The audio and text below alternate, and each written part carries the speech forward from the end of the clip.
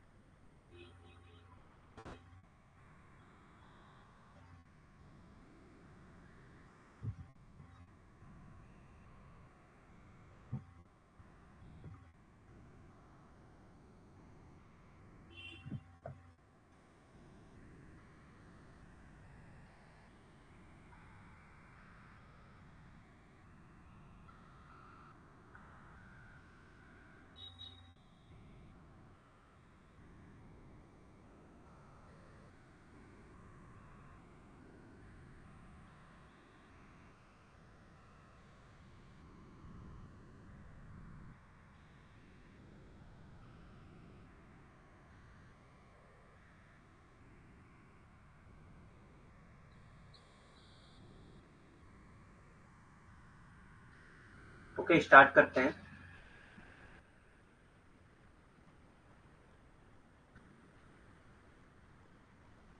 सो जिन्होंने अभी तक फिलर फॉर्म ज्वाइन नहीं किया है वो ज्वाइन कर लें, और मेरा रेफरल कोड यूज कर सकते हैं, वो अलीम 10 का, जिससे उनको 10% एक्स्ट्रा डिस्काउंट मिल जाएगा। तो अभी ऑफर है, आप ज्वाइन कर सकते हैं। और ऑलरेडी हम लोगों की 5 यूनिट हो चुकी हैं, तो सिर्फ 5 यूनिट बची है। लेकिन आपको रिकॉर्डेड क्लासेस मिल जाएंगी, और प्लस आपको जो नेक्स्ट क्लासेस, जब हमारा सिलेबस कंप्लीट हो जाएगा तो हम लोग रिवाइज क्लासेस भी चलाएंगे, तो उससे भी आपको फायदा हो सकता है। तो इसीलिए जो लोग नहीं ज्वाइन किए हैं वो ज्वाइन कर सकते हैं जल्द से जल्द। ठीक है, आगे बढ़ते हैं। Social moments and protest part 4। आज हम लोग को करना है social moment and protest part 4।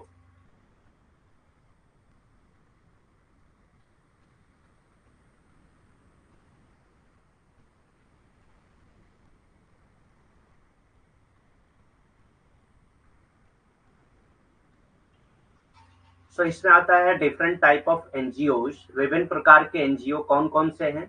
हम लोगों ने कल एनजीओ के बारे में पढ़ा है कि एनजीओ क्या होती हैं और किस तरह से ये इनकी फंक्शनिंग होती है, और फंडिंग किस तरह से होती है इनकी। ये सारी चीजें हम लोगों ने पढ़ लिया है। अब हम लोग सिर्फ पढ़ना है हम लोगों को डिफरेंट टाइप्स ऑफ एनजीओ, कितने टाइप की एनजीओ पाई जाती हैं, उनके बारे में आज हम लोग को पढ़ना है। तो इसमें सबसे पहले आता है the world bank typology divides NGO into 2 categories. तो वर्ल्ड बैंक टाइपोलॉजी ने एनजीओ को 2 कैटेगरीज में डिवाइड किया है। ठीक। अब वो दो कौन सी कैटेगरी है आगे हम लोग देखेंगे। विभिन्न प्रकार के एनजीओ। विश्व बैंक की टाइपोलॉजी एनजीओ को 2 श्रेणियों में विभाजित करती है। तो विश्व बैंक की जो टाइपोलॉजी है, यानी कि जो एनजीओ के टाइप्स बताते हैं ये लोग, एनजीओ के प्रकार जो बताते हैं, वो 2 टाइप्स के बताते हैं। ठीक, 2 प्रकार के एनजीओ पाए जाते हैं। उनमें कौन कौन सी एनजीओ हैं। एक है, तो सबसे पहले आती है ऑपरेशनल एनजीओ। सबसे पहले आती है ऑपरेशनल एनजीओ। अब ये ऑपरेशनल एनजीओ क्या होती है। Operational NGO aims to design and implement development related project. तो ऑपरेशनल एनजीओ क्या करती है, डेवलपमेंट रिलेटेड प्रोजेक्ट को डिजाइन करती है और उसको इम्प्लीमेंट करती है। तो जो भी डेवलपमेंट रिलेटेड प्रोजेक्ट होते हैं वो ऐसी ही एनजीओ, यानी कि ऑपरेशनल एनजीओ ही इम्प्लीमेंट करती है और डिजाइन करती है। ये टाइपोलॉजी है world bank. They can be national, international और इवन कम्युनिटी बेस्ड। और इस बेस पे जो है वो इम्प्लीमेंट और डिजाइन करते हैं डेवलपमेंट रिलेटेड प्रोजेक्ट को। इस बेस पे आप उनको नेशनल, इंटरनेशनल और इवन कम्युनिटी बेस्ड के हिसाब से कर सकते हैं। मतलब ये जो ऑपरेशनल एनजीओ होती हैं, ये या तो नेशनल लेवल पे होती हैं, या इंटरनेशनल लेवल पे होती हैं, या इवन आप ये भी कह सकते हैं कि ये कम्युनिटी लेवल पे भी होती है। ठीक, कम्युनिटी लेवल पे भी ऐसी एनजीओ पाई जाती हैं। परिचालन एनजीओ कौन सी होती हैं। एक क्रियाशील एनजीओ का उद्देश्य विकास संबंधी परियोजनाओं को डिजाइन और कार्यान्वित करना है। ठीक, एक क्रियाशील एनजीओ का काम क्या होता है, इसका उद्देश्य ये होता है कि ये विकास संबंधी जितनी भी परियोजनाएं हैं उसको डिजाइन करें या उसको जो है कार्यान्वित करें। ठीक, या उसको डिजाइन करें या उसको कार्यान्वित करें। कार्यान्वित किसको कहते हैं, कि उस चीज को लागू करना, ठीक, उसको लागू करें। वे राष्ट्रीय, अंतरराष्ट्रीय या समुदाय आधारित भी हो सकते हैं। तो जो ऑपरेशनल एनजीओ होते हैं यानी कि परिचालन एनजीओ होते हैं, वो राष्ट्रीय लेवल पे भी होते हैं, अंतरराष्ट्रीय लेवल पे भी होते हैं और इवन समुदाय आधारित होते हैं। किसी एक समुदाय के लिए भी ये एनजीओ काम करती है, ठीक। तो ये होता है ऑपरेशनल एनजीओ, जो डेवलपमेंट रिलेटेड कार्य करते हैं या उसको इम्प्लीमेंट करते हैं, ठीक, जो विकास संबंधी परियोजनाओं को डिजाइन करते हैं और उसको लागू करते हैं। ऐसी एनजीओ को ऑपरेशनल एनजीओ या परिचालन एनजीओ कहा जाता है, ठीक। एडवोकेसी एनजीओज क्या होती हैं? एडवोकेसी एनजीओज, वकालत करने वाले एनजीओ क्या होते हैं? An advocacy NGO aims to promote a specific cause by raising awareness and knowledge through various activities. तो एडवोकेसी एनजीओ क्या करती हैं? Aims to promote a specific cause, किसी एक स्पेसिफिक कॉज को प्रमोट करने की कोशिश करते हैं। किसी एक स्पेसिफिक कॉज को प्रमोट करने की कोशिश करती हैं। ये कभी भी डेवलपमेंट रिलेटेड कार्य नहीं करती। बाय रेजिंग अवेयरनेस, तो उसको क्या करते हैं? अवेयरनेस के थ्रू वो स्पेसिफिक कॉज को प्रमोट करते हैं। जैसे इन्वायरमेंट से रिलेटेड जो एक कॉज है उसको प्रमोट किया जाता है। बहुत सारी एनजीओ जो है एनवायरमेंट से रिलेटेड अवेयरनेस फैलाती है। तो ऐसी एनजीओ क्या कहलाती हैं? एडवोकेसी एनजीओ कहलाती है। And knowledge through various activities, और ये तो या तो ये जो है अवेयरनेस फैलाकर या नॉलेज रेज करके, नॉलेज को फैलाकर अलग अलग एक्टिविटीज के जरिए, बहुत सारी एक्टिविटीज के जरिए जो है लोग नॉलेज को फैलाते हैं या अवेयरनेस फैलाते हैं। क्या करने के लिए? किसी एक स्पेसिफिक कॉज को प्रमोट करने के लिए। जैसे बहुत सी एनजीओ हैं, उन्होंने क्या किया कि बुक के बैक कवर जो होता है उस पर क्या किया, इन्होंने अवेयरनेस लिख के बेचने लगे, ठीक। तो ये क्या है? एक तरह का एडवोकेसी एनजीओ है, ठीक। तो एडवोकेसी एनजीओ हमेशा किसी एक स्पेसिफिक कॉज को प्रमोट करेगा, like environmental sustainability. Environmental sustainability से रिलेटेड जो भी एनजीओ अवेयरनेस फैलाते हैं या नॉलेज फैलाते हैं उससे रिलेटेड कि हमको जो है इन्वायरमेंट को प्रोटेक्ट करना चाहिए, इस तरह की एनजीओ को क्या कहा जा सकता है? एडवोकेसी एनजीओ, ठीक। तो ये डिफरेंट है ऑपरेशनल एनजीओ और एडवोकेसी एनजीओ में। ऑपरेशनल एनजीओ जो है डेवलपमेंट रिलेटेड कार्य करते हैं, लेकिन एनजीओ एडवोकेसी एनजीओ जो है वो सिर्फ अवेयरनेस या नॉलेज फैलाते हैं किसी एक स्पेसिफिक कॉज को लेकर, ठीक। वकालत करने वाले एनजीओ कौन से होते हैं? एक हिमायती एनजीओ का उद्देश्य विभिन्न गतिविधियों के माध्यम से जागरूकता और ज्ञान बढ़ाकर एक विशिष्ट कारण को बढ़ावा देना होता है, ठीक। तो एक हिमायती एनजीओ क्या होते हैं? एक वकालत करने वाले एनजीओ क्या होते हैं? इनका उद्देश्य होता है कि कई अलग अलग गतिविधियों के माध्यम से जागरूकता फैलाना और ज्ञान बढ़ाना, ठीक। जागरूकता फैलाना या ज्ञान बढ़ाना किसी एक विशिष्ट कारण के लिए, ठीक। किसी एक विशिष्ट कारण को बढ़ावा देने के लिए जागरूकता फैलाना और ज्ञान बढ़ाना। अगर इस तरह की एनजीओ अगर एनजीओ इस तरह के काम करते हैं तो उसको वकालत करने वाले एनजीओ या हिमायती एनजीओ कहा जाता है, ठीक। हिमायती एनजीओ या वकालत करने वाले एनजीओ कहा जाता है।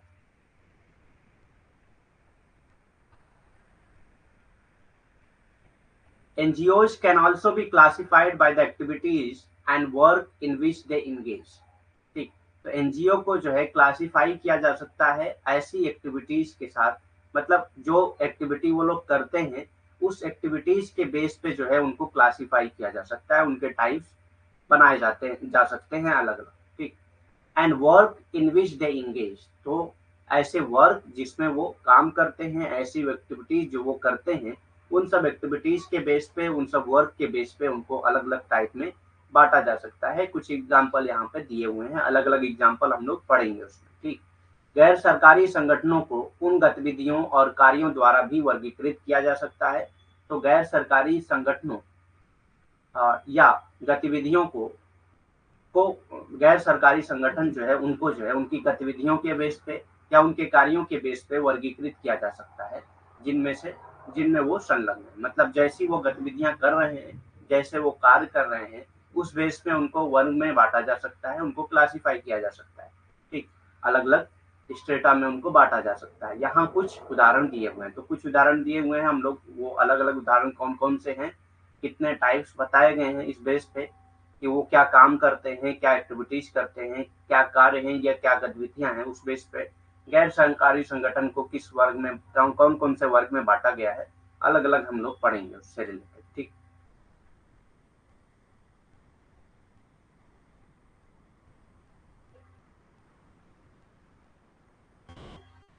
तो इसमें सबसे पहले आता है एनजीडीओ। सबसे पहले आता है NGDO, or non governmental development organization, या जो है नॉन गवर्नमेंटल डेवलपमेंट ऑर्गेनाइजेशन आता है। ठीक, एनजीडीओ या नॉन गवर्नमेंटल डेवलपमेंट ऑर्गेनाइजेशन। ठीक, तो एनजीडीओ का ये फुल फॉर्म है, नॉन गवर्नमेंटल डेवलपमेंट ऑर्गेनाइजेशन। ठीक, एनजीडीओ या गैर सरकारी विकास संगठन, एनजीडीओ या गैर सरकारी विकास संगठन। तो ये जो डेवलपमेंट से रिलेटेड कार्य करते हैं, ठीक, उनको एनजीडीओ कहा जाता है। And NGO that work exclusively on development issues. तो ऐसी एनजीओ जो डेवलपमेंट इशूज पे ही काम करती हैं, ऐसी एनजीओ जो डेवलपमेंट इशूज पर ही काम करती हैं, ऐसी एनजीओ को एनजीडीओ कहा जाता है। ठीक, सच एज ऑक्सफैम इंटरनेशनल, जैसे कि ऑक्सफैम इंटरनेशनल जो है वो सिर्फ डेवलपमेंट इशू पे काम करती है, तो इसीलिए ऑक्सफैम को भी एनजीडीओ कहा जा सकता है। ठीक, an NGO that work exclusively on development issue, ऐसी एनजीओ जो सिर्फ डेवलपमेंट इशू पर ही काम करती हो, ऐसी एनजीओ को क्या कहा जा सकता है, एनजीडीओ कहा जा सकता है। जैसे एक एग्जांपल यहाँ पे दिया हुआ है, ऑक्सफैम इंटरनेशनल।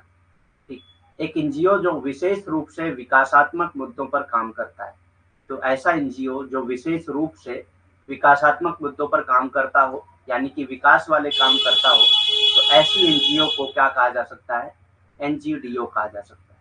ठीक, या गैर सरकारी विकास संगठन कहा जा सकता है, जैसे कि ऑक्सफैम इंटरनेशनल। ऑक्सफैम इंटरनेशनल क्या है, एक गैर सरकारी संगठन है, तो इसको एनजीडीओ कहा जा सकता है या गैर सरकारी विकास संगठन कहा जा सकता है। ठीक, तो समझ में आ गया एनजीडीओ क्या होता है। ठीक, जो भी डेवलपमेंट से रिलेटेड कार्य करते हैं उनको एनजीडीओ कहा जाता है। नेक्स्ट है आईएनजीओ और इंटरनेशनल एनजीओ। आईएनजीओ यानी कि इंटरनेशनल एनजीओ। ठीक, आई लगा हुआ है, बाकी एनजीओ का फुल फॉर्म तो वही होगा। ठीक, आई है, आई से आप इंटरनेशनल कर सकते हैं उसको। N NGO that is registered in one country but operating and conducting activities in 2 और मोर कंट्रीज। एक ऐसी एनजीओ जो रजिस्टर तो होती है सिर्फ एक कंट्रीज में, सिर्फ एक कंट्री में ये रजिस्टर्ड होती है, लेकिन ये ऑपरेट करती है या कंडक्ट करती है अपनी एक्टिविटीज को 2 या 2 से ज्यादा कंट्रीज में। ठीक, तो रजिस्ट्रेशन तो इसका सिर्फ एक कंट्री में हुआ है, लेकिन ये जो है अपनी एक्टिविटीज जो भी कंडक्ट करती है वो 2 या 2 से ज्यादा कंट्रीज में करती है, तो ऐसी एनजीओ को क्या कहा जाता है, इंटरनेशनल एनजीओ कहा जाता है। Such as Amnesty, Amnesty International एक एनजीओ है जो इंटरनेशनल एनजीओ में आती है। Amnesty or the we the Civil Liberties Union for Europe. ठीक, तो ये भी एक एनजीओ है, ये भी किस में आ जाती है, इंटरनेशनल एनजीओ में आ जाती है। ठीक, तो इंटरनेशनल एनजीओ रजिस्टर्ड होती है किसी एक कंट्री में, लेकिन वो वर्क करती है मोर देन 2 कंट्रीज में।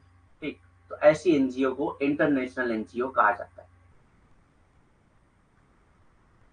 आईएनजीओ या अंतरराष्ट्रीय एनजीओ, एक एनजीओ जो एक देश में पंजीकृत है, एक एनजीओ जो एक देश में पंजीकृत होती है, लेकिन 2 या 2 से अधिक देशों में गतिविधियों का संचालन करता है।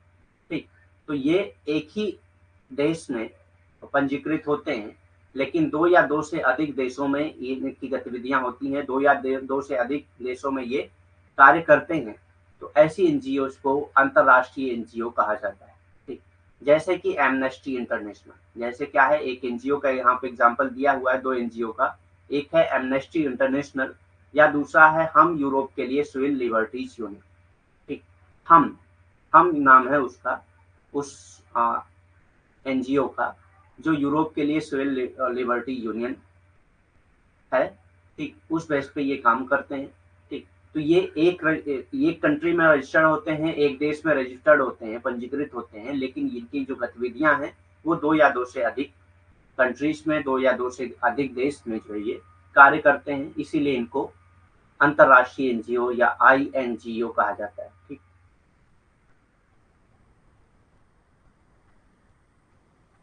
नेक्स्ट आता है क्वेंगो। क्वेंगो और क्वासी ऑटोनॉमस एनजीओ। ठीक। क्वेंगो या क्वासी ऑटोनॉमस एनजीओ। ठीक। An NGO that is founded by tax payers. एक ऐसा एनजीओ जो कौन बनाता है? टैक्स पेयर्स बनाते हैं। ठीक। जो टैक्स पे करते हैं वही टैक्स पेयर जो है ये एनजीओ बनाते हैं, but not control directly by the central government. लेकिन इसको डायरेक्टली सेंट्रल गवर्नमेंट नहीं कंट्रोल करती है। ठीक। इसको सेंट्रल गवर्नमेंट डायरेक्टली कंट्रोल नहीं करती है, हालांकि ये टैक्स पेयर द्वारा ही बनाया जाता है। ठीक।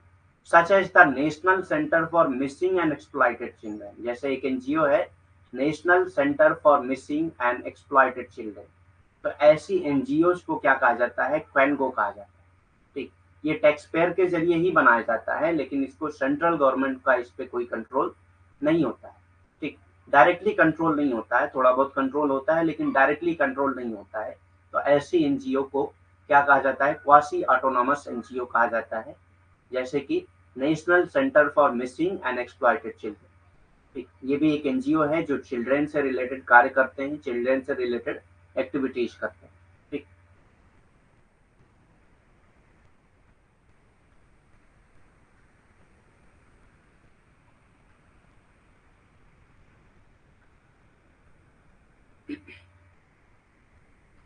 सो क्वेंगो समझ में आ गया, क्वासी ऑटोनॉमस एनजीओ क्या होता है। नेक्स्ट आता है क्वेंगो या अर्ध स्वायत्त एनजीओ। तो क्वासी ऑटोनॉमस एनजीओ को अर्ध स्वायत्त एनजीओ कहा जाता है हिंदी में। ठीक। एक गैर सरकारी संगठन है। ये क्या है? एक गैर सरकारी संगठन है जिसे करदाताओं द्वारा वित्त पोषित किया जाता है। तो इसको कौन बनाता है? करदाता ही बनाते हैं। ठीक। ये करदाता द्वारा ही इसको फंडिंग मिलती है। ठीक।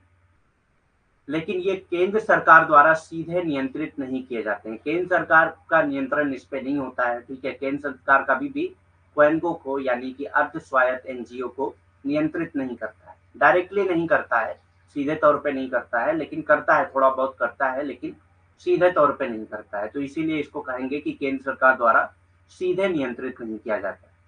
जैसे कि एक एनजीओ है जो क्वेंगो कहलाती है, जो अर्ध स्वायत्त एनजीओ है, जैसे गुमशुदा और शोषित बच्चों के लिए राष्ट्रीय केंद्र। एक गुमशुदा और शोषित बच्चों के लिए राष्ट्रीय केंद्र है, ये भी एक एनजीओ है जिसको आप क्वेंगो कह सकते हैं, यानी कि अर्ध स्वायत्त एनजीओ या क्वासी ऑटोनॉमस एनजीओ कहा जा सकता है। ठीक।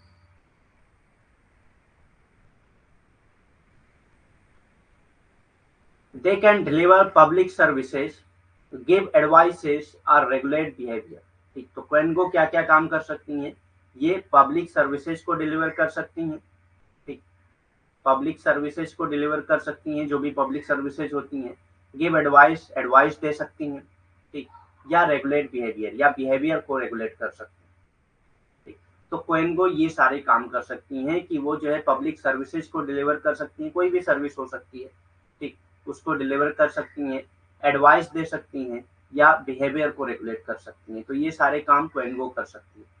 वे सार्वजनिक सेवाएं दे सकते हैं, सलाह दे सकते हैं, ये व्यवहार को नियंत्रित कर सकते हैं। ठीक।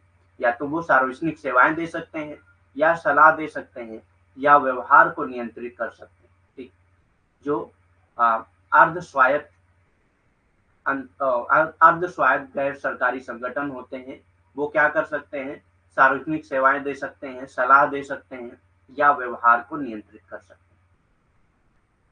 ठीक। तो ये सब काम होता है क्वेंगो का। ठीक। नेक्स्ट आता है एनगो, आर इंटरनेशनल इन्वायरमेंटल एनजीओ या इन्वायरमेंटल एनजीओ। एनगो या इन्वायरमेंटल एनजीओ। एनगो यानी एनजीओ तो होता है, ये ई लग गया तो इन्वायरमेंटल एनजीओ। ठीक। एनजीओ या पर्यावरण एनजीओ। अब ये पर्यावरण एनजीओ नाम ही है, नाम से ही आपको पता चल रहा है कि ये एनवायरमेंट से रिलेटेड कार्य करते होंगे। ठीक। An NGO that work on environmental issues. एक ऐसा एनजीओ जो किस पे काम करता है? इन्वायरमेंटल इश्यूज पे काम करता है। एक ऐसा एनजीओ जो इन्वायरमेंटल इश्यूज पे काम करता है, एक एनजीओ जो पर्यावरण के मुद्दे पर काम करता है। ठीक, अब पर्यावरण के अलग अलग मुद्दे हो सकते हैं, वो अलग अलग मुद्दे को लेकर काम कर सकते हैं। ठीक, तो ऐसा एनजीओ जो इन्वायरमेंट से रिलेटेड कार्य करता हो, ऐसे एनजीओ को क्या कहा जाता है? इन्वायरमेंटल एनजीओ कहा जाता है। एंगो यानी कि environmental NGOs can play a crucial role in helping conduct research. तो ये रिसर्च को कंडक्ट करने के लिए भी क्रूशियल रोल अदा करते हैं। ठीक, मतलब ये रिसर्च को भी कंडक्ट करने में हेल्प करते हैं, फैसिलिटेट पॉलिसी डेवलपमेंट, और पॉलिसी डेवलपमेंट में भी मदद करते हैं। ठीक, क्यों? अगर ये इन्वायरमेंट से रिलेटेड इश्यूज उठाएंगे तो उसी से रिलेटेड जो है फैसिलिट पॉलिसीज बनेंगी और उसी से रिलेटेड रिसर्च भी होंगे। ठीक, तो ये क्या करता है? जो इन्वायरमेंट से रिलेटेड रिसर्च होते हैं उसमें हेल्प करता है, और जो है ये जो इन्वायरमेंट से रिलेटेड फैसिलिटीज, ये इन्वायरमेंट से रिलेटेड जो पॉलिसीज बनती हैं उनके डेवलपमेंट में ये मदद करता है। ईएनजीओ यानी कि इन्वायरमेंटल एनजीओ, पर्यावरण एनजीओ जो है वो अनुसंधान करने, नीति विकास को सुविधाजनक बनाने के लिए काम करता है। तो ये क्या करता है? अनुसंधान करने में मदद करता है या नीति विकास को सुविधाजनक बनाने में मदद करता है। ठीक, जो भी विकास की नीतियां होती हैं इन्वायरमेंट से रिलेटेड, पर्यावरण से रिलेटेड, उसमें ये मदद करता है। ठीक, अनुसंधान करने के लिए या विकास के कार्य करने के लिए, या जो है नीति विकास के लिए जो भी पॉलिसी बनती है, पॉलिसी डेवलपमेंट में ये फैसिलिटेट करते हैं या नीति विकास में जो है सुविधाजनक बनते हैं। ठीक, मतलब कि जो भी पर्यावरण से रिलेटेड जो भी नीतियां बनाई जाती हैं गवर्नमेंट के द्वारा, उसमें ये हेल्प करते हैं। ठीक,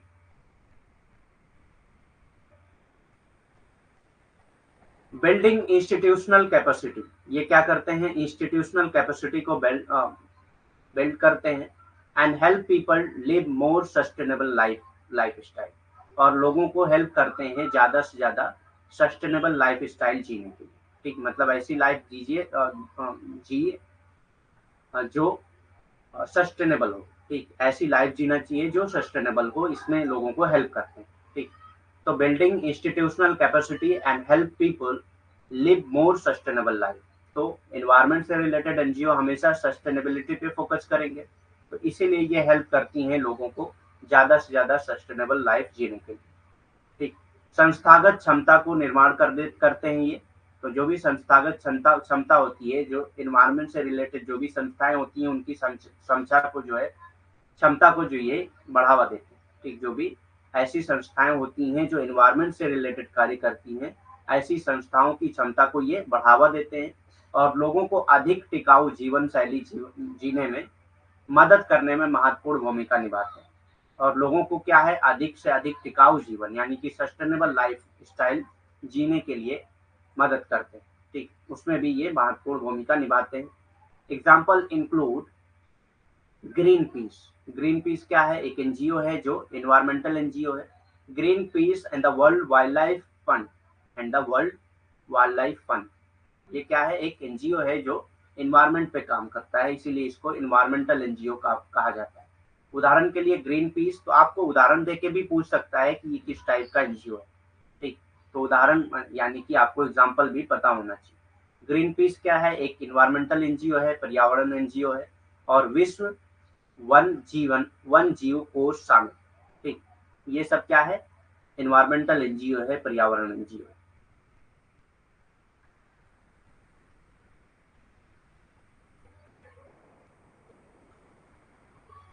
नेक्स्ट आता है डोंगो, donor organise NGO.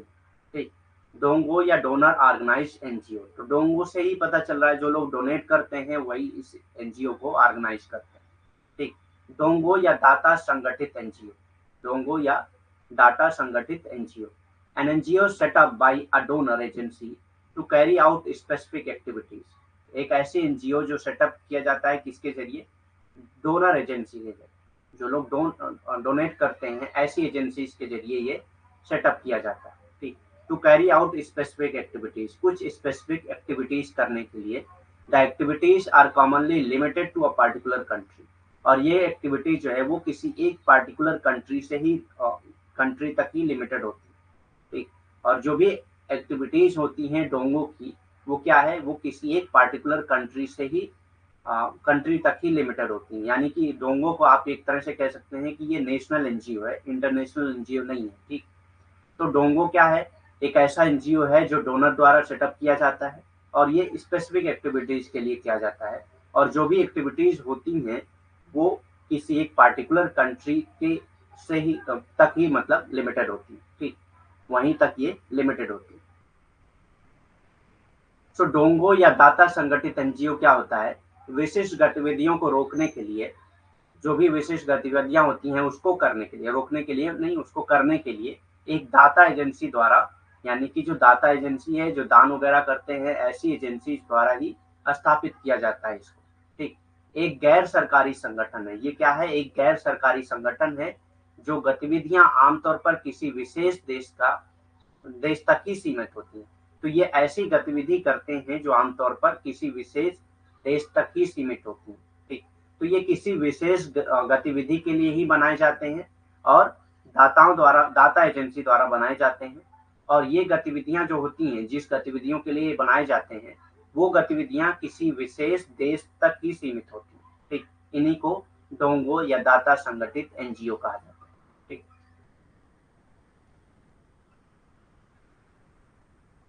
Next concept आता है बिंगो और बिजनेस एंड इंडस्ट्री एनजीओ। डोंगो और बिजनेस एंड इंडस्ट्री एनजीओ। अब ये डोंगो क्या होता है, बिंगो। ठीक, डोंगो नहीं, बिंगो है।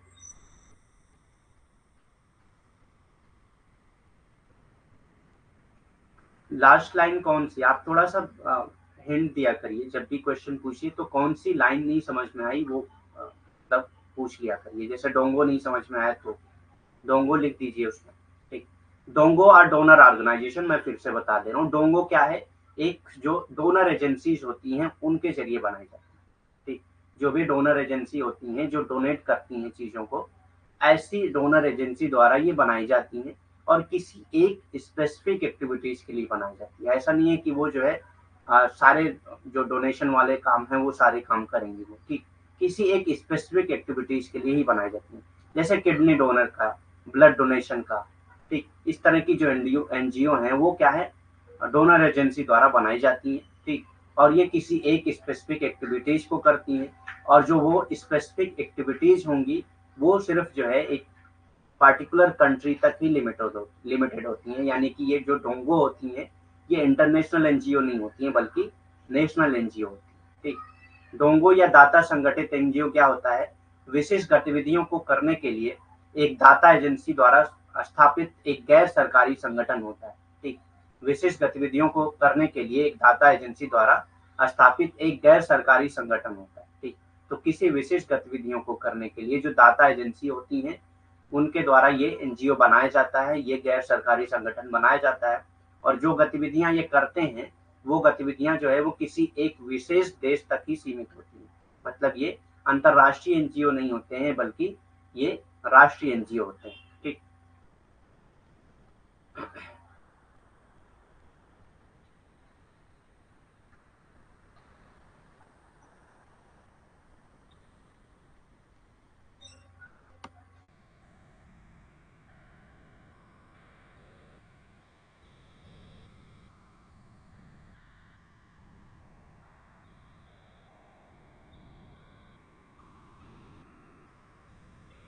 नेक्स्ट आता है बिंगो और business and industry NGO.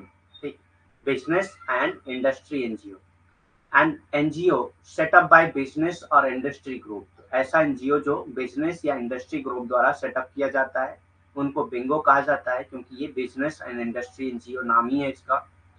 To represent their collective interest, ताकि उनके कलेक्टिव इंटरेस्ट को वो जो है रिप्रेजेंट कर सके, ताकि उनके कलेक्टिव इंटरेस्ट को वो रिप्रेजेंट कर सकें। तो आपने देखा होगा बहुत सारे जो है बिजनेस एनजीओ होते हैं, जैसे कि ट्रेड से रिलेटेड एनजीओ हैं, क्लॉथिंग से रिलेटेड एनजीओ हैं। ठीक, तो ऐसे बहुत सारे एनजीओ बिजनेस या इंडस्ट्री से रिलेटेड एनजीओ होते हैं जो मतलब आपस में एक यूनियन बनाए हुए होते हैं। ठीक, तो an NGO set up by business और industry group to represent their collective interest, उनके कलेक्टिव इंटरेस्ट को रिप्रेजेंट करने के लिए ऐसी एनजीओ बनाई जाती हैं इन अदर फोरा और in interaction with other stakeholders. ठीक, तो किस लिए बनाई जाती हैं? या तो दूसरे स्टेक होल्डर्स से इंटरेक्शन के लिए बनाई जाती हैं, such as the Global Climate Coalition. Global Climate Coalition ये क्या है? बिंगो का एग्जांपल है, ठीक, जो बिजनेस एंड इंडस्ट्री द्वारा बनाई जाती है। तो ये बिजनेस और इंडस्ट्री अपने ही इंटरेस्ट के लिए बनाती है, बस सिंपल बात ये है। बिंगो क्या है? बिजनेस और इंडस्ट्री एनजीओ है, जो बिजनेस और इंडस्ट्री के लोग जो है अपने इंटरेस्ट के लिए बनाते हैं। जैसे एक एग्जांपल दिया है यहाँ पे, ग्लोबल क्लाइमेट कोलिशन, ठीक। बिंगो या व्यापार और उद्योग एनजीओ क्या होता है? व्यापार या उद्योग समूह द्वारा अन्य मंचों पर वैश्विक जलवायु गठबंधन जैसे अन्य हितधारकों के साथ बातचीत में अपने सामूहिक हितों का प्रतिनिधित्व करने के लिए स्थापित एक गैर सरकारी संगठन, ठीक। तो ये क्या है? दूसरे मंच द्वारा बनाए जाते हैं। एक एनजीओ का एग्जाम्पल यहाँ पे दिया है, वैश्विक जलवायु संगठन। इसी तरह के बहुत सारे एनजीओ बनाए जाते हैं जो क्या करते हैं? हितधारकों के साथ बातचीत करने में अपने सामूहिक हितों का प्रतिनिधित्व करने के लिए स्थापित की जाती है। तो ये जो है, जो उद्योगपति होते हैं, उद्योग के लोग होते हैं, उद्योग समूह होते हैं या व्यापार के समूह होते हैं, वो बिंगो को बनाते हैं अपने हित के लिए, अपने हितों के प्रतिनिधित्व के लिए बनाते हैं, ठीक।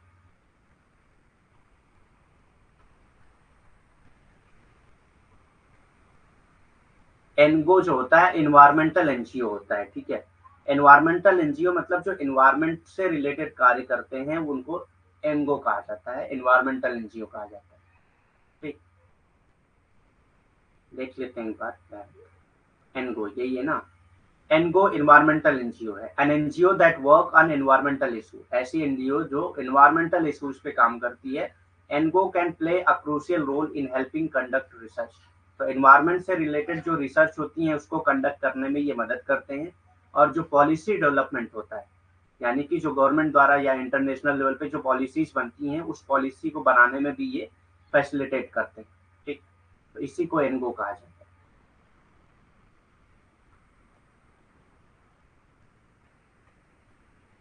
नेक्स्ट आता है सीबीओ और कम्युनिटी बेस्ड ऑर्गेनाइजेशन। सीबीओ या कम्युनिटी बेस्ड ऑर्गेनाइजेशन ये भी एक एनजीओ है, ठीक। An NGO that is based in and usually limited to the specific community. ऐसी एनजीओ जो किसी एक कम्युनिटी के लिए ही काम करते हो, एक ही कम्युनिटी तक लिमिटेड हो, तो उसी को कम्युनिटी बेस्ड ऑर्गेनाइजेशन या सीबीओ एनजीओ कहा जा सकता है, ठीक। वेयर इट वाज सेटअप, जहाँ पे ये सेटअप होते हैं, जिस कम्युनिटी द्वारा ये सेटअप होते हैं उसी कम्युनिटी में ये काम करते हैं। Such as the American Legal, ठीक, द अमेरिकन लीगल ये भी एक एनजीओ है जो कम्युनिटी बेस्ड एनजीओ है, ठीक। It serve to satisfy the needs of community. ये क्या करता है? उसी कम्युनिटी की जो नीड है उसी को सेटिस्फाई करने के लिए काम करते हैं। उस कम्युनिटी की जो नीड है उसी को सेटिस्फाई करने के लिए ये काम करते हैं।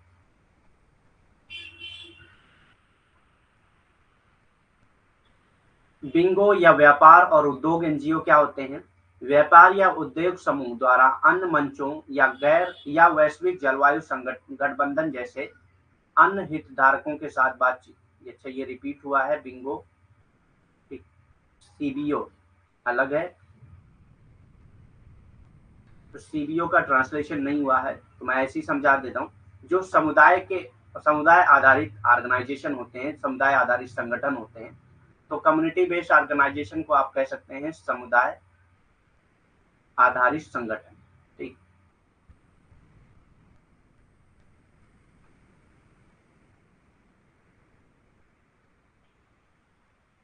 तो ऐसे एनजीओ, ऐसे गैर सरकारी संगठन होते हैं जो क्या करते हैं? सिर्फ किसी समुदाय के लिए कार्य करते हैं जिस समुदाय द्वारा वो बनाए गए, ठीक। जिस समुदाय द्वारा वो बनाए गए हैं उसी समुदाय के लिए जो काम करते हैं, ऐसे गैर सरकारी संगठन को समुदाय आधारित संगठन कहा जाता है। और ये सिर्फ उसी समुदाय के लिए ही काम करते हैं, उसी समुदाय की जो जरूरत होती है उसी को पूरा करते हैं, ठीक। उस समुदाय की जो जरूरत होती है उसी को पूरा करते हैं, तो इसी को समुदाय आधारित संगठन कहा जाता है। जैसे यहाँ पे एक एग्जांपल है द अमेरिकन लीगल। ये तो नाम हिंदी में भी वही होगा, द अमेरिकन लीगल, क्योंकि एक एनजीओ का नाम है, ठीक। तो नाम तो ट्रांसलेट नहीं होता है, इसीलिए इसको द अमेरिकन लीगल ही याद रखिए। मैं यहाँ पे हिंदी में भी लिख दे रहा हूँ।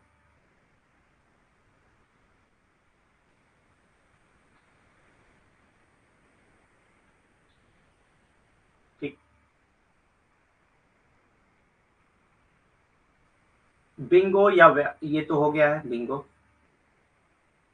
ठीक, तो यहाँ तक टाइप्स ऑफ एनजीओ हम लोग कर चुके हैं। एनजीओ से रिलेटेड जितनी टॉपिक्स थी हम कर चुके हैं।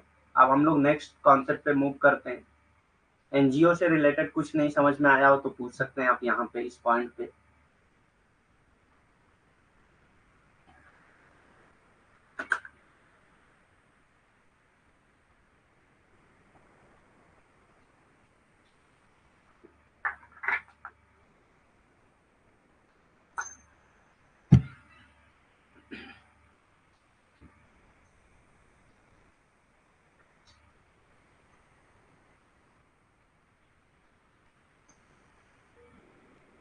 नेक्स्ट हम लोग देखते हैं एक्टिविज्म। जो नया कॉन्सेप्ट है वो है एक्टिविज्म, यानी सक्रियतावाद। सक्रियतावाद, ठीक। Activism is international intentional action. Intentional action यानी कि जो आप जानबूझ के करते हैं, ठीक, जो आप अपनी नियत से करते हैं, ठीक, आपका खुद का इंटेंशन होता है ये करने के लिए, ठीक। Activism is intentional action by an individual to bring about social and और पॉलिटिकल चेंज। सोशल और पॉलिटिकल चेंज लाने के लिए जो आप इंटेंशनल एक्शन करते हैं उसी को एक्टिविज्म कहा जाता है, ठीक।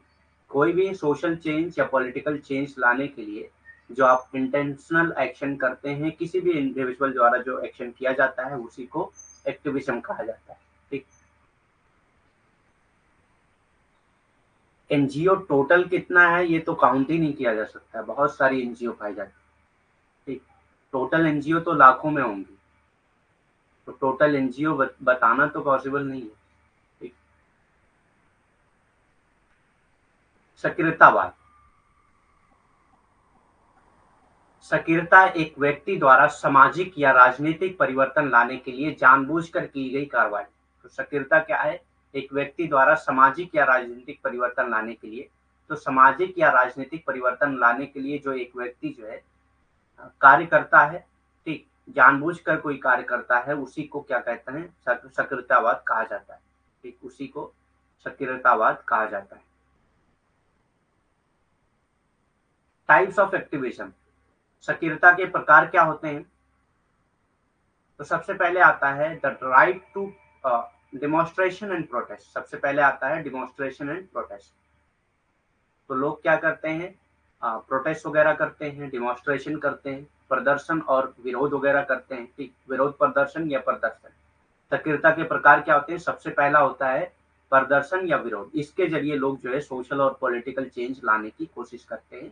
प्रदर्शन और विरोध प्रदर्शन के जरिए, डिमॉन्स्ट्रेशन या प्रोटेस्ट के जरिए जो है लोग सोशल और पॉलिटिकल चेंज लाना चाहते हैं, राजनीतिक और अ, सामाजिक बदलाव लाना चाहते हैं, ठीक।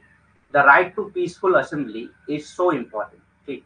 तो राइट टू पीसफुल असेंबली मतलब कि पीसफुल तरीके से जमा होना जो है ये बहुत इंपॉर्टेंट है। इस तरह का राइट होना बहुत इंपॉर्टेंट है। तो इंडिया में है ये राइट सबके पास कि राइट टू पीसफुल असेंबली सबके पास है कि वो एक जगह पे जमा हो सकते हैं किसी भी वजह से, ठीक, लेकिन वो पीसफुल होना चाहिए, ठीक।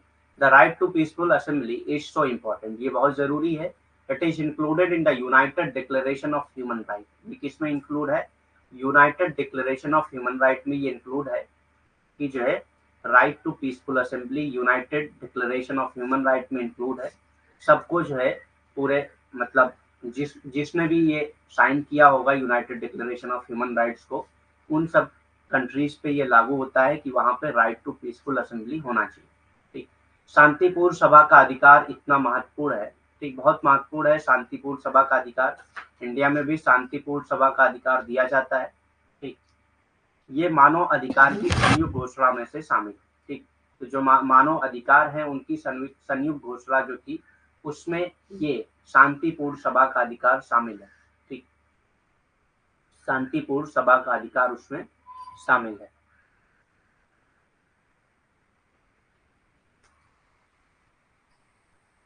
Article 19 and article 20 protect the right to gather publicly and express, promote and defend a belief, ठीक।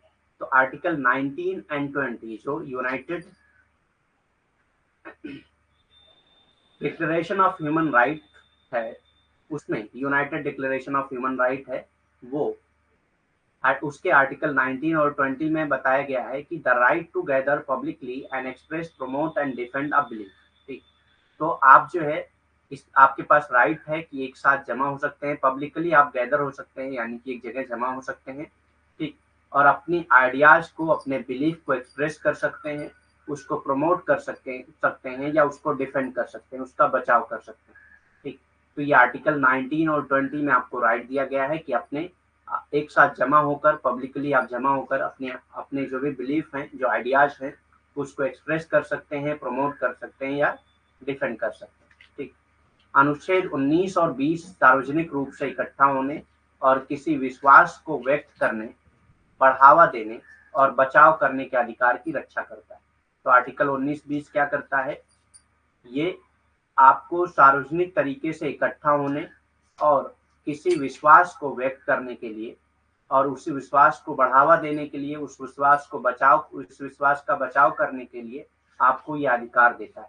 ठीक, कि आप जो है एक साथ जमा हो सकते हैं और अपना जो भी आपका विश्वास है उसको बढ़ावा दे सकते हैं, उसको बचा सकते हैं और उसको अ, व्यक्त कर सकते हैं। ठीक, together these rights are often called the right to protest. इन राइट्स को जो है एक साथ जोड़कर क्या कहा जाता है, राइट टू प्रोटेस्ट। तो राइट टू प्रोटेस्ट दिया गया आपको आर्टिकल 19 एंड 20। ठीक, साथ में इन अधिकारों को अक्सर विरोध का अधिकार कहा जाता है। तो विरोध का अधिकार कहा जाता है इसको, मतलब आपको विरोध का अधिकार दिया गया है, प्रोटेस्ट का अधिकार दिया गया है। ठीक,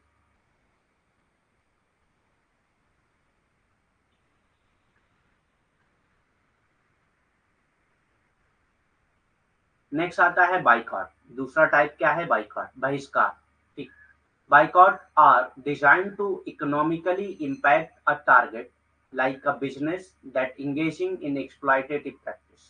ठीक, तो बाइकॉट क्या है, एक ऐसी तरह डिजाइन किया गया है कि ये जो है, जो आपका टारगेट है, मतलब जिसके खिलाफ आप आवाज उठाते हैं, उस टारगेट को आप इकोनॉमिकली इम्पैक्ट करना चाहते हैं, मतलब उसका नुकसान करवाना चाहते हैं। इकोनॉमिकली आप उसको उसका जो है नुकसान कराना चाहते हैं अपने टारगेट को। जैसे कि किसी बिजनेस के लिए आप जब बाइकआउट करते हैं किसी बिजनेस का, तो आप क्या करते हैं, उस बिजनेस को, जो आपका टारगेट है, जो बिजनेस आपका टारगेट है, उसको इकोनॉमिकली नुकसान पहुंचाना चाहते हैं। अगर कोई बिजनेस ऐसा है जो एक्सप्लॉयटेटिव प्रैक्टिस में इन्वॉल्व है, तो आप क्या करते हैं, उसका बाइकआउट करते हैं। जैसे कि मैगी, मैगी का बीच में बाइकआउट हुआ था। ठीक, क्यों हुआ था, क्योंकि इसने जो है, जो भी पॉलिसीज थी, उस पॉलिसीज का उल्लंघन किया था। कुछ एक टाइप का जो है एक प्रोडक्ट आता है जो इनको कुछ परसेंटेज में इस्तेमाल करना होता है। ठीक, वो उन्होंने परसेंटेज में ज़्यादा इस्तेमाल किया था, और इन्होंने जो अपना जो उनको लिखना होता है ना पैकेट पे कि आपने क्या क्या इंग्रेडिएंट इस्तेमाल किए हैं, उस इंग्रेडिएंट में उन्होंने उसकी परसेंटेज उतनी नहीं लिखी थी जितनी इनको उन्होंने यूज किया था। जांच में वो पता चला, जो मतलब बहुत ही नुकसानदेह होती है ईमन के लिए। तो इसीलिए इसका बाइकआउट किया गया था। तो ये क्या है, एक तरह से प्रोटेस्ट है। आप बाइकआउट करके उसके खिलाफ आवाज उठाते हैं। एक इकोनॉमिकली आप क्या कर रहे थे, वहां पे उस बिजनेस को नुकसान पहुंचाने की कोशिश कर रहे थे। ठीक, क्योंकि वो एक एक्सप्लॉयटेटिव प्रैक्टिस में इन्वॉल्व था। ऐसी बहुत सारे बिजनेस हो सकते हैं।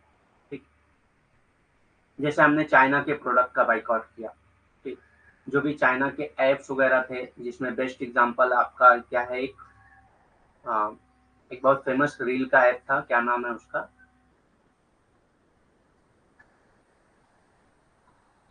बताइए आप लोग, मुझको याद नहीं आ रहा है। एक फेमस बहुत रील का ऐप था। अ, आप लोग को याद हो तो बताइए। बहिष्कार क्या है, बहिष्कार आर्थिक रूप से, जो चाइनीज था उसको बंद कर दिया गया बाद में। ठीक, बहिष्कार आर्थिक रूप से एक लक्ष्य को प्रभावित करने के लिए डिजाइन किया गया है। ठीक, तो बहिष्कार क्या है, आर्थिक रूप से एक लक्ष्य को प्रभावित करने के लिए डिजाइन किया गया है। जैसे एक व्यवसाय जो शोषणकारी प्रथाओं में संलग्न है। ठीक, जैसे कोई भी व्यवसाय अगर वो शोषणकारी प्रथाओं में संलग्न होता है, तो आप उसका बहिष्कार करते हैं, उसको आर्थिक रूप से उसका नुकसान पहुंचाने की कोशिश करते हैं। ठीक, टिकटॉक जो है, टिकटॉक याद नहीं आ रहा था, ये टिकटॉक जो था वो क्या है, वो हम लोगों ने उसका बाइकआउट किया था। ठीक, क्योंकि ये चाइनीज ऐप था और चाइनीज की कुछ पॉलिसीज की वजह से इंडिया में एक्सप्लॉइटेशन हो रहा था। एक तरह से इंडिया में कुछ पॉलिसीज की वजह से कुछ कॉन्फ्लिक्ट था जिसकी वजह से इनको बैन कर दिया गया। ठीक, तो इस तरह से हम क्या करते हैं, इसका बहिष्कार करते हैं या बाइकआउट करते हैं, इकोनॉमिकली उनका नुकसान पहुंचाने की कोशिश करते हैं। ठीक, तो मैगी और टिकटॉक बेस्ट एग्जांपल हैं इसके बाइकआउट के, बाइकआउट टाइप के जो एक्टिविज्म है उसके। नेक्स्ट आता है स्ट्राइक्स यानी कि हड़तालें। ठीक, when workers deal with unfair और डेंजरस वर्क कंडीशन, जब वर्कर्स के साथ जो है अनफेयर चीजें होती हैं यानी कि उनके साथ नाइंसाफी होती है, या उनकी जो वर्क कंडीशन है वो बहुत खराब हो, बहुत डेंजरस हो।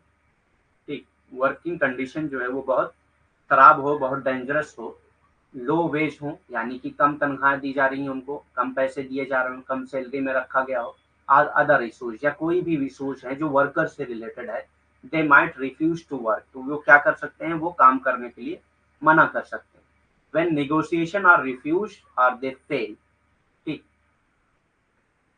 जब क्या है, जब वो निगोशिएशन करने जाते हैं, मतलब कि अपनी सैलरी बढ़ाने के लिए वो जाके हो सकता है मैनेजर से बात कर रहे हो, लेकिन उनकी डिमांड जो है ना मानी गई हो, तब ये जो है स्ट्राइक करते हैं। ठीक, तब ये स्ट्राइक करते हैं। तो जब वो नेगोशिएशन में फेल हो जाते हैं तब ये स्ट्राइक करते हैं। तो when worker deal with unfair और dangerous work condition, low wages और other issues, they might refuse to work when negotiation और रिफ्यूज और दे फेल। ठीक, जैसे अभी जो है बैंक की हड़ताल चल रही है, बैंक की स्ट्राइक चल रही है। ठीक, आपने बहुत बार सुना होगा बैंक स्ट्राइक है, रेलवे स्ट्राइक है, इस तरह की स्ट्राइक्स आप लोगों ने सुना होगा। ठीक, तो ये वर्कर्स द्वारा, उसके एम्प्लॉय द्वारा ही की जाती है। बैंक स्ट्राइक मतलब बैंक के जो एम्प्लॉय होंगे वही करेंगे। अब क्यों करेंगे, वो अपनी कोई डिमांड मनवाने के लिए हो सकता है, उन्होंने बात रखी हो, बात ना मानी की हो, तो वो स्ट्राइक पे चले जाते हैं।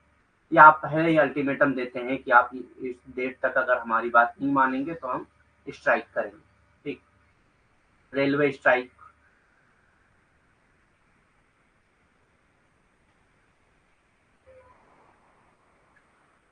ठीक, हड़तालें जब कर्मचारी अनुचित या खतरनाक काम की परिस्थितियां, तो जब कर्मचारी जो है अनुचित अनुचित या खतरनाक काम की परिस्थितियों से झेलते हैं, या उनको कम वेतन मिलता है, या दूसरे कोई मुद्दे होते हैं, उनसे निपटने के लिए वो क्या करते हैं, जब बातचीत करने जाते हैं और बातचीत से जो है उनका कुछ हल नहीं निकलता है, उसमें वो विफल हो जाते हैं, तो वो काम करने के लिए इनकार करते हैं। इसी को वो हड़ताल कहा जाता है, इसी को हड़ताल कहा जाता है। वो काम करने के लिए मना कर देते हैं। जैसे रेलवे स्ट्राइक होगी तो रेलवे के जो इम्प्लॉय होंगे वो काम करने से मना कर देंगे कि आज हम लोग काम नहीं करेंगे क्योंकि हम लोग हड़ताल पे हैं। ठीक, तो जब उनको कोई ऐसी कंडीशन होती है, कम वेतन दिया जाता है, कुछ ऐसी काम करने की कुछ कंडीशन ऐसी खराब होती है, ठीक, या अनुचित होती है, तो उसमें वो लोग हड़ताल करते हैं, काम करने के लिए मना करते हैं। ठीक,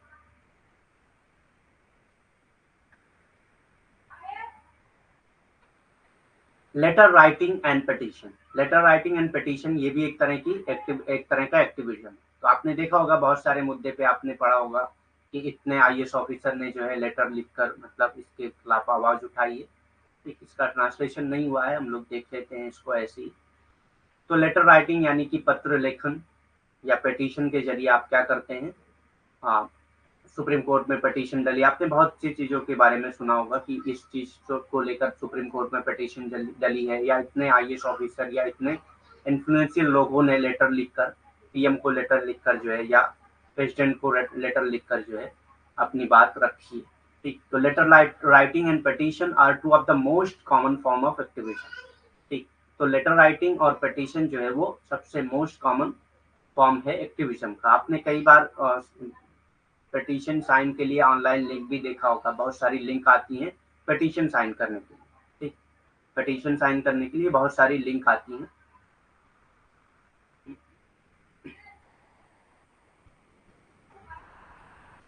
दे are use to pressure public official. तो ये क्या करते हैं, पब्लिक ऑफिशियल को प्रेशर में डालने के लिए, उनको प्रेशर में लाने के लिए ऐसा काम किया जाता है। ठीक, लेटर राइटिंग और पिटीशन के जरिए। Corporation and other power holder, corporation या दूसरे पावर होल्डर को प्रेशर में लाने के लिए ये लेटर राइटिंग और पिटीशन की जाती है। तो लेटर राइटिंग और पिटीशन भी एक्टिविज्म का एक फॉर्म है। तो लेटर राइटिंग कौन कर सकता है? कोई भी कर सकता है, कॉमन आदमी भी कर सकता है, लेकिन ज्यादातर जो है इन्फ्लुएंशियल लोग जो होते हैं, जैसे आईएएस ऑफिसर हैं, ये बहुत बड़ी पोस्ट पे जो, या बिजनेसमैन लोग जो हैं, जो जिनका इन्फ्लुएंस है सोसाइटी में, वो ज्यादा करते हैं, क्योंकि वो प्रेशर ज्यादा डाल सकते हैं। ठीक है, कॉमन मैन के मुकाबले में वो ज्यादा प्रेशर डाल सकते हैं। ठीक। और पिटीशन वगैरह, ठीक, आपके पास कई बार ऑनलाइन लिंक आती है कि ये साइन करिए, आप साइन इन करिए इस पिटीशन में, इसके खिलाफ। जैसे मणिपुर का जो वायलेंस था उसके खिलाफ कई बार पिटीशन आती है, उसकी लिंक आती है। ठीक, कि मणिपुर में जो भी वायलेंस हो रहा है उसके खिलाफ आप साइन इन करिए पिटीशन को। ठीक। या मतलब सुप्रीम कोर्ट में भी पिटीशन डलती है उसके खिलाफ, कोर्ट वगैरह में भी पिटीशन डलती है उसके खिलाफ। तो ये भी एक फॉर्म है एक्टिविज्म का। Social media campaign, social media अभियान क्या है?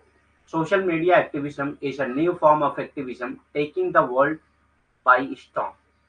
ठीक। तो ये क्या है? सोशल मीडिया जो है सोशल मीडिया कैंपेन जो है वो सबसे बेहतरीन फॉर्म होता है एक्टिविज्म का, क्योंकि सोशल मीडिया पे आप जो बात उठाते हैं वो बहुत ज्यादा इन्फ्लुएंशियल होती है, वो बहुत जो है प्रेशर में ला सकती है अपोजिशन को। ठीक। जो भी आपके अपोजिट ग्रुप में है, जो भी आपका टारगेट है, उसको बहुत प्रेशर में ला सकती है। जैसे सोशल मीडिया कैंपेन में हैशटैग चलाया जाता है ट्विटर पे। ठीक। हैशटैग बेस्ट एग्जांपल है सोशल मीडिया कैंपेन का। सोशल मीडिया कैंपेन जैसे मी टू का हैशटैग चला था। ठीक, मी टू मोमेंट, पूरा मोमेंट चल गया था उसमें। ठीक। तो सोशल मीडिया कैंपेन के जरिए भी एक्टिविज्म फैलाया जाता है। सोशल मीडिया अभियान, social media activism is a new form of activism taking the world by storm. Social media क्या है? सोशल मीडिया अभियान क्या है? सोशल मीडिया सक्रियता, दुनिया में तूफान लाने वाली सक्रियता का एक नया रूप है। क्योंकि आप जब सोशल मीडिया पे कोई काम करते हैं तो पूरी दुनिया को लोग उसको देखते हैं। तो एक तरह से ये तूफान लाता है। अगर आप जो है सोशल मीडिया पे कोई एक्टिविज्म करते हैं, कोई सक्रियता करते हैं, तो ये पूरा तूफान लाता है पूरी दुनिया में। ठीक, मतलब पूरी दुनिया तक ये फैलता है।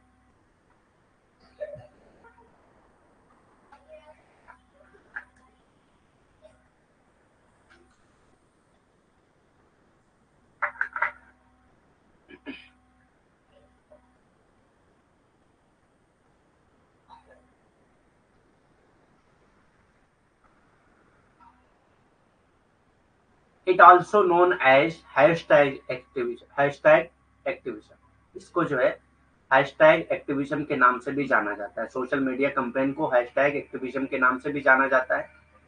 क्यों? क्योंकि यहाँ पे ज्यादातर हम लोग हैशटैग का इस्तेमाल करते हैं। It brings activism to social media networks like Instagram and Twitter. ये जो है एक्टिविज्म सोशल मीडिया नेटवर्क पे किया जाता है, जैसे ट्विटर और इंस्टाग्राम वगैरह। ठीक। ये हैशटैग सक्रियता के रूप में भी जाना जाता है। तो ये क्या है? हैशटैग सक्रियता के रूप में भी जाना जाता है। ये ज्यादातर ट्विटर और इंस्टाग्राम या फेसबुक वगैरह पे चलाया जाता है। ठीक। हाँ, इंस्टाग्राम, ट्विटर या फेसबुक वगैरह पे इस तरह के एक्टिविज्म चलाए जाते हैं। तो आपने बहुत सारे एग्जाम्पल ऐसे देखे होंगे। ठीक, गवर्नमेंट अगर कोई पॉलिसी निकालती है तो उसके खिलाफ भी हैशटैग चलाया जाता है। ठीक, या कोई वायलेंस होता है तो उसके खिलाफ हैशटैग चलाया जाता है सोशल मीडिया पे, इंस्टाग्राम और ट्विटर या फेसबुक पे। ठीक, तो इस तरह के जो भी एक्टिविज्म है उसको सोशल मीडिया एक्टिविज्म या हैशटैग एक्टिविज्म कहा जाता है। ठीक।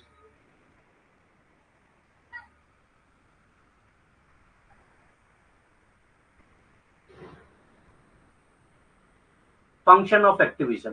Activism plays a vital role in shifting public attention towards specific issues. तो एक्टिविज्म का फंक्शन क्या है? ठीक, क्या काम होता है एक्टिविज्म से, क्या मतलब निकलता है? ठीक, activism plays a vital role in shifting public attention towards specific issues. तो ये पब्लिक अटेंशन को बढ़ाने के लिए जो है, किसी भी पब्लिक इशूज तक पब्लिक अटेंशन को बढ़ाने के लिए, जैसे कहीं पे वायलेंस हो रहा है तो एक्टिविज्म के जरिए जो है हम उस उनको अवेयर करते हैं कि यहाँ पे वायलेंस हो रहा है और इसके खिलाफ हमको बोलना चाहिए। ठीक, तो ये सबसे बड़ा काम क्या करता है? पब्लिक अटेंशन किसी स्पेसिफिक इशूज की तरफ जो है शिफ्ट करता है। And disseminating a specific strategic framing to shape now public understanding and make sense of an issue। ठीक, मतलब कि पब्लिक अंडरस्टैंडिंग को बढ़ावा देना और कुछ ऐसी स्ट्रेटेजी जो है उसमें फ्रेम की जाती है जिससे उस जो भी चीजें हो रही हैं जिसके खिलाफ एक्टिविज्म किया जा रहा है उससे आप निकल सकते हैं। लीडिंग टू पब्लिक ओपिनियन, ठीक। अब उस वजह से जो है पब्लिक ओपिनियन भी आता है। जैसे आप एक्टिविज्म चलाते हैं तो अलग अलग लोगों से पब्लिक भी उसमें बात करने लगती है, ओपिनियन देने लगती है। ओपिनियन सिर्फ that may change individual behaviour, जिसकी वजह से जो है इंडिविजुअल बिहेवियर भी चेंज हो सकता है, ठीक। जैसे आप बहुत सी चीजों से रिलेटेड अवेयरनेस फैलाते हैं, ठीक, तो बिहेवियर चेंज होता है, उससे वोटिंग बिहेवियर चेंज हो सकता है, ठीक। या बहुत सारे मतलब टाइप्स ऑफ बिहेवियर चेंज हो सकते हैं, इंडिविजुअल के बिहेवियर इस लेवल पे चेंज हो सकते हैं। जैसे आपने देखा होगा मणिपुर का जो इशू था, वो अपोजिशन जो थी उसने बहुत ज्यादा उठाया था, ठीक। तो वो क्यों कर रहे थे ऐसा, ताकि मतलब हमारा जो है जो बिहेवियर है, जो प्रेजेंट गवर्नमेंट है, करंट गवर्नमेंट है, उसके उसके प्रति जो भी बिहेवियर है हमारा, वो चेंज हो जाए, ठीक।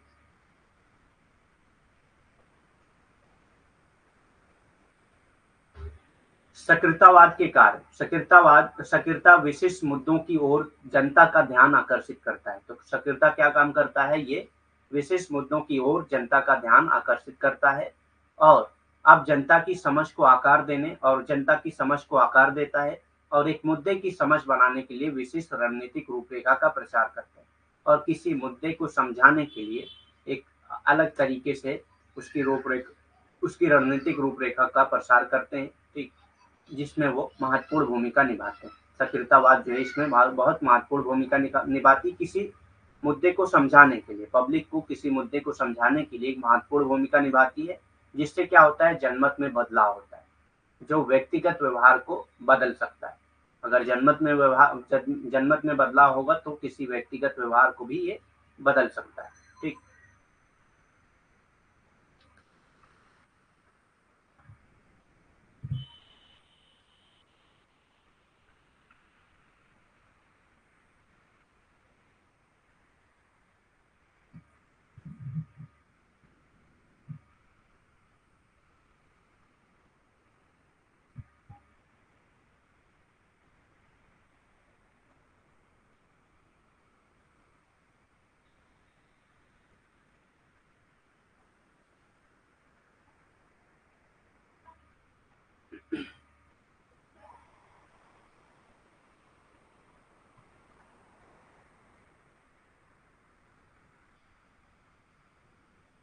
According to Majumdar H T, ठीक, मजमूदार एच टी मजमूदार के अकॉर्डिंग अगर देखा जाए, the leader is one who has power and authority. कहाँ से आ गया।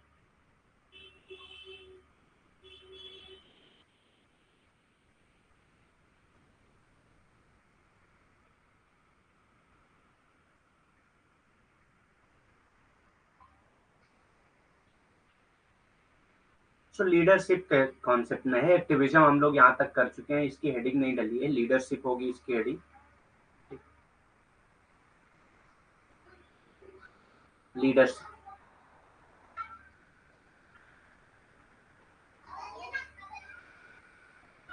नेतृत्व, ठीक। So according to T H Majumdar, the leader is one who has power and authority. तो लीडर कौन होता है, जिसके पास पावर और अथॉरिटी हो, वही लीडर लीडर होता है। जिसके पास पावर या अथॉरिटी हो वही लीडर होता है, ठीक। मजमूदार एसटी के अनुसार, यानी कि एसटी मजमूदार के अनुसार लीडर कौन होता है, वो होता है जिसके पास पावर और अथॉरिटी हो। अगर पावर और अथॉरिटी नहीं होगी तो वो लीडर कैसे कहलाएगा, ठीक। पावर और अधिकार, यानी कि शक्ति और अधिकार अगर नहीं है किसी नेता के पास, तो वो नेता कैसे कहलाएगा, ठीक। किसी नेता के पास अगर शक्ति और अधिकार नहीं है तो वो नेता नहीं हो सकता है मजमूदार के according. But that neither means that leadership and power are the same thing,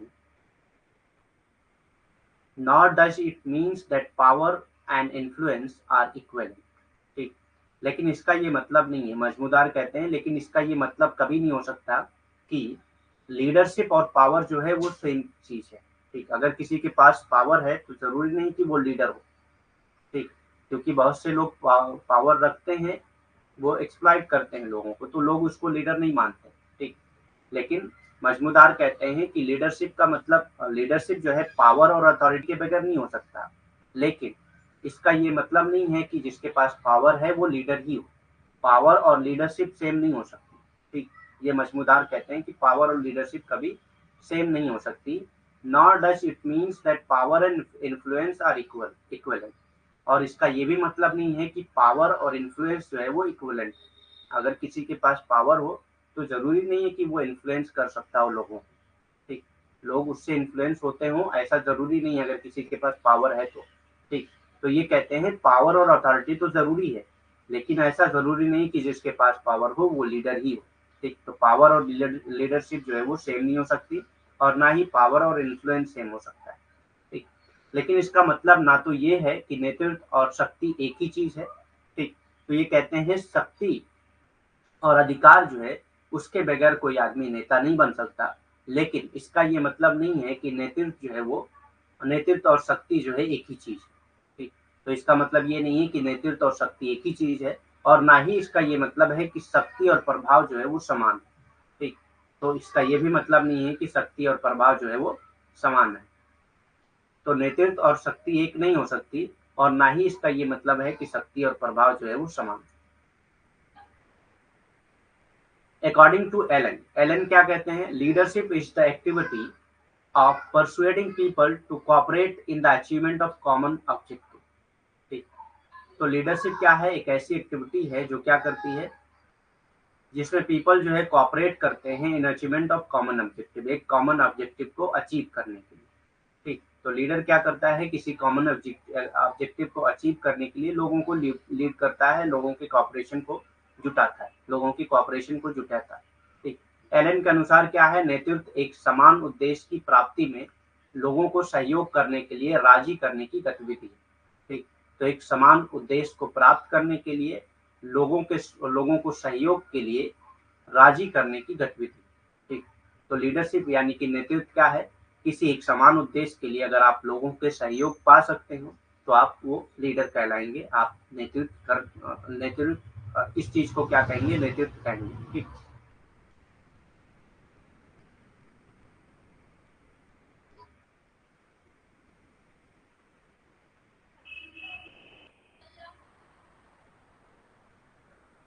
in the word of Seckler Hudson के अकॉर्डिंग क्या है? Leader is large organization, leadership is a large organization. तो लीडरशिप क्या है? लार्ज ऑर्गेनाइजेशन है। May be defined as, इसको define किया जा सकता है इस तरह से, इन्फ्लुएंसिंग एंड एनर्जाइजिंग। ठीक, तो या तो ये इन्फ्लुएंसिंग होगा या एनर्जाइजिंग होगा, मतलब ये एनर्जी प्रोवाइड करता हो या इन्फ्लुएंस करता हो लोगों को, of people to work together. इसलिए करता है ताकि एक साथ काम करें, इन अ कॉमन एफर्ट, किसी एक कॉमन ऑब्जेक्टिव के लिए, किसी एक कॉमन एफर्ट के लिए, to achieve the purpose of the enterprise, मतलब कि जो भी उस ग्रुप की जो भी पर्पस है, जो भी ऑब्जेक्टिव है, उसको प्राप्त करने के लिए, उसको पाने के लिए एक कॉमन एफर्ट के लिए लोगों को एक साथ जोड़ता है। ठीक, तो लीडरशिप इन लार्ज ऑर्गेनाइजेशन, ठीक, लार्ज ऑर्गेनाइजेशन में जो लीडरशिप होता है वो क्या है? May be defined as influencing and energising. इसको इन्फ्लुएंसिंग और एनर्जाइजिंग के तौर पे डिफाइन किया जा सकता है। Of people to work together in a common effort, ठीक, एक कॉमन एफर्ट में लोग काम कर रहे हो, to achieve the purpose of the enterprises, ताकि उस एंटरप्राइजेस का जो भी पर्पज है, जो भी ऑब्जेक्टिव है, उसको अचीव कर सके। तो सेक्लर एंड हडसन के शब्द में अगर देखा जाए तो क्या है? बड़े संगठनों में जो नेतृत्व होता है को उद्यम के उद्देश्यों को प्राप्त करने के लिए, एक साथ काम करने के लिए, किसी भी उद्यम के जो उद्देश्य है उसको प्राप्त करने के लिए, एक साथ काम करने के लिए लोगों को प्रभावित करने और सक्रिय करने के रूप में परिभाषित किया जा सकता है। तो नेतृत्व को कैसे प्रभावित किया जा सकता है? किसी भी उद्यम के जो उद्देश्य हैं उसको प्राप्त करने के लिए जो लोग एक साथ काम करते हैं, उस एक साथ काम करने के लिए लोगों को प्रभावित करने और लोगों को सक्रिय करने के रूप में इसको प्रभावित करते हैं सेक्लर एंड हडसन। ठीक,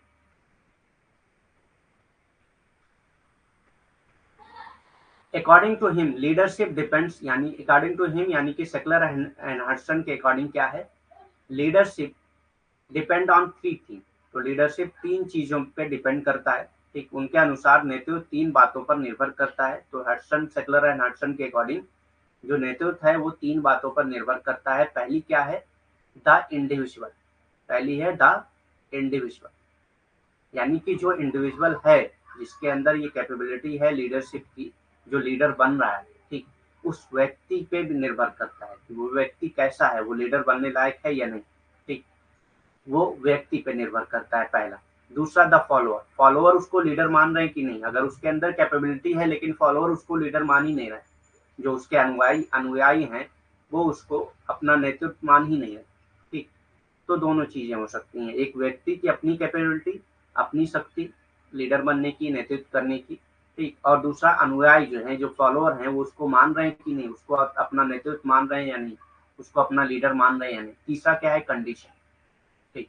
अब कंडीशन क्या है, कंडीशन पे भी डिपेंड करता है, ठीक, परिस्थितियां कैसी हैं उस पर भी लीडरशिप डिपेंड करता है, ठीक। एक परिस्थिति में हो सकता है किसी को ज्यादा जानकारी हो, वो लीडर बन सकता है, लेकिन जरूरी नहीं है कि वो सारी कंडीशन में वो लीडर बन जाए, ठीक। तो according to Seckler and Hudson, Hudson जो है, तीन चीजें डिपेंड करती हैं लीडरशिप, लीडरशिप के लिए तीन चीजें डिपेंड करती हैं, इंडिविजुअल, फॉलोअर और कंडीशन, व्यक्ति, अनुयायी और परिस्थिति, ठीक।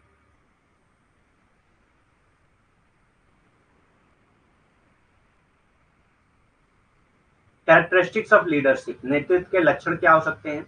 तो पहला है, फर्स्ट कैरेक्टरिस्टिक क्या होगी, leadership denotes a mutual behaviour pattern between the leader and his follower. तो लीडरशिप क्या करता है, ये म्यूचुअल बिहेवियर पैटर्न को डेवलप करता है, उसको डिनोट करता है between leader and his follower, leader और उसके फॉलोअर के बीच में, ठीक, लीडर और उसके फॉलोअर के बीच में एक म्यूचुअल बिहेवियर पैटर्न जो है वो डिनोट करता है। सबसे पहले नेतृत्व नेता और उसके अनुयायी के बीच एक पारस्परिक व्यवहार पैटर्न दर्शाता है। तो ये दर्शाता है कि दोनों का व्यवहार पैटर्न सेम है, ठीक। आदमी जब लीडरशिप चुनता है तो अपने में से ही चुनेगा, किसी गैर को तो नहीं चुनेगा वो, ठीक। जैसे फार्मर का लीडर जो है, जो किसानों का लीडर होगा, नेतृत्व होगा, वो किसान ही होगा, ठीक, किसी और को वो अपना लीडर क्यों मानेंगे, ठीक। सबसे पहले नेतृत्व नेता और उसके अनुयायी के बीच एक पारस्परिक व्यवहार पैटर्न को दर्शाता है। तो ये क्या करता है, पारस्परिक व्यवहार और पैटर्न को दर्शाता है। दूसरा क्या है, secondly leadership is a two way affair. तो लीडरशिप क्या है, एक टू वे अफेयर है। टू वे अफेयर मतलब जो फॉलोअर हैं उनका लीडर की तरफ और लीडर का फॉलोअर की तरफ। The follower influence the behaviour of the leader. तो फॉलोअर क्या करते हैं, लीडर के बिहेवियर को इन्फ्लुएंस करते हैं।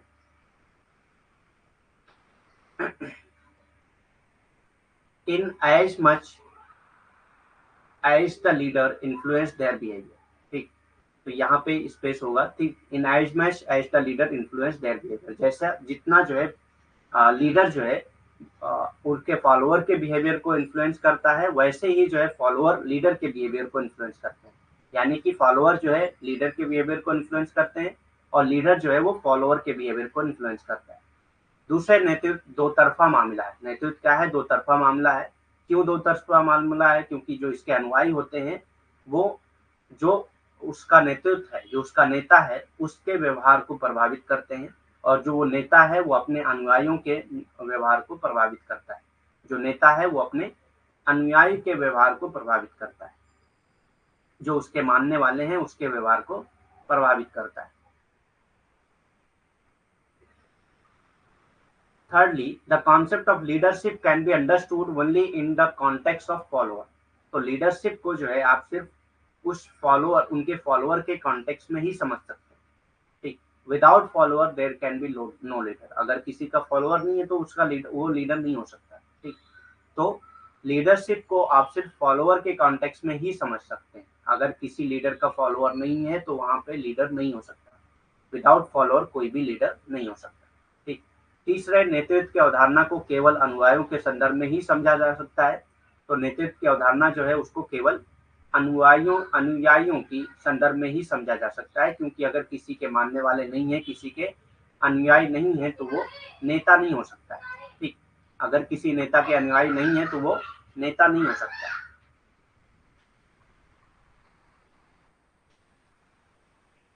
Fourthly, leadership involves the element of willing and voluntary obedience by the follower. तो चौथा क्या है, लीडरशिप में क्या होता है, इसमें विलिंग होती है। मतलब मैं किसी को फॉलोअर मानना चाहूंगा तभी मानूंगा, मैं किसी को लीडर मानना चाहूंगा तभी मानूंगा, नहीं तो नहीं मानूंगा, ठीक। ये वॉलंटरी होता है। और मैं अपने लीडर की बात मानूंगा कि नहीं, ये भी मेरे ऊपर है। सारी चीजें यहाँ पे वॉलंटरी होती है, ठीक, अपनी विलिंग पे बेस होती है। तो चौथा क्या है, यही है कि जो लीडरशिप है वो क्या है, इसमें वॉलंटरी चीजें होती हैं, इसमें विलिंगनेस के बेस पे होता है। अगर जो फॉलोअर हैं उनका दिल करेगा तो वो उसको लीडर मानेंगे, नहीं तो हम नहीं मानेंगे, ठीक। या जब तक दिल करेगा तब तक मानेंगे, जब नहीं दिल करेगा तो नहीं मानेंगे। या उनकी बात कब तक मानना है, ये भी वॉलंटरी होता है। फॉलोअर अगर उनकी बात मानना चाह रहे हैं तो मानेंगे, नहीं मानना चाह रहे हैं तो नहीं मानेंगे, ठीक। कई बार होता है, आपने देखा होगा प्रोटेस्ट वगैरह में जो लीडर होता है वो बोलेगा वायलेंट नहीं होना है, लेकिन लोग वायलेंट होते हैं क्योंकि वो वॉलंटरी है, वो मानना चाहेंगे तो मानेंगे, नहीं मानना चाहेंगे नहीं मानेंगे, ठीक। चौथा क्या है, नेतृत्व में अनुयायियों द्वारा इच्छुक और स्वैच्छिक आज्ञाकारिता का तत्व शामिल है, ठीक।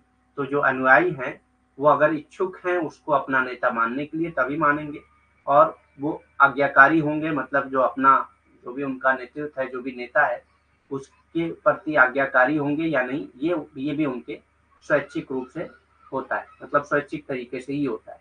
वो मानना चाहेंगे तभी मानेंगे, नहीं तो नहीं मानेंगे।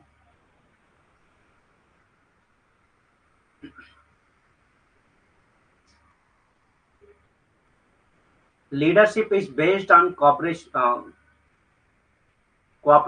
And goodwill. लीडरशिप किसके बेस पे होती है, कोऑपरेशन और गुडविल के बेस पे होती है, ठीक।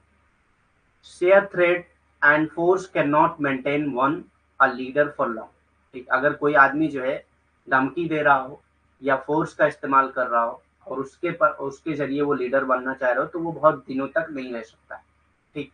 तो leadership is based on cooperation and goodwill. तो कोऑपरेशन और गुडविल के बेस पे ही लीडरशिप होती है। अगर कोई जो है शेयर थ्रेट या फोर्स है तो इसके जरिए जो है लीडरशिप को बहुत देर तक जो है मेंटेन नहीं किया जा सकता है, ठीक। नेतृत्व सहयोग और सद्भावना पर आधारित होता है। तो नेतृत्व क्या है, सहयोग और सद्भावना पर आधारित होता है। सरासर धमकी और बल किसी को लंबे समय तक नेता नहीं बनाए रख सकते। तो अगर आप धमकी देते हैं या अपने बल का इस्तेमाल करके नेता बनना चाहते हैं तो आपको ये बहुत देर तक नेता नहीं बनाए रख पाए, ठीक। बहुत देर तक आप लोगों को नेता नहीं, लोग आपको नेता नहीं मान सकते। लास्ट में क्या है लीडरशिप की quality, leadership is specific to a specific situation. किसी एक स्पेसिफिक सिचुएशन के लिए वो लीडर होता है, ठीक। जैसे कि कोई सिचुएशन क्रिएट हुई, उसमें कोई लीडर बन गया, ठीक। अब जरूरी नहीं है कि वो हमेशा आपका लीडर होगा, हर सिचुएशन में आपका लीडर, ठीक। तो लीडरशिप किसी एक स्पेसिफिक सिचुएशन के लिए ही लीडर होता है, ठीक। Leadership is to a specific situation. A person can not be leader in all field. हर फील्ड में, हर सिचुएशन में एक आदमी लीडर नहीं बन सकता है, ठीक। अंत में नेतृत्व एक विशिष्ट स्थिति के लिए विशिष्ट है, ठीक। तो नेतृत्व क्या है, किसी एक विशिष्ट स्थिति के लिए होता है, ठीक।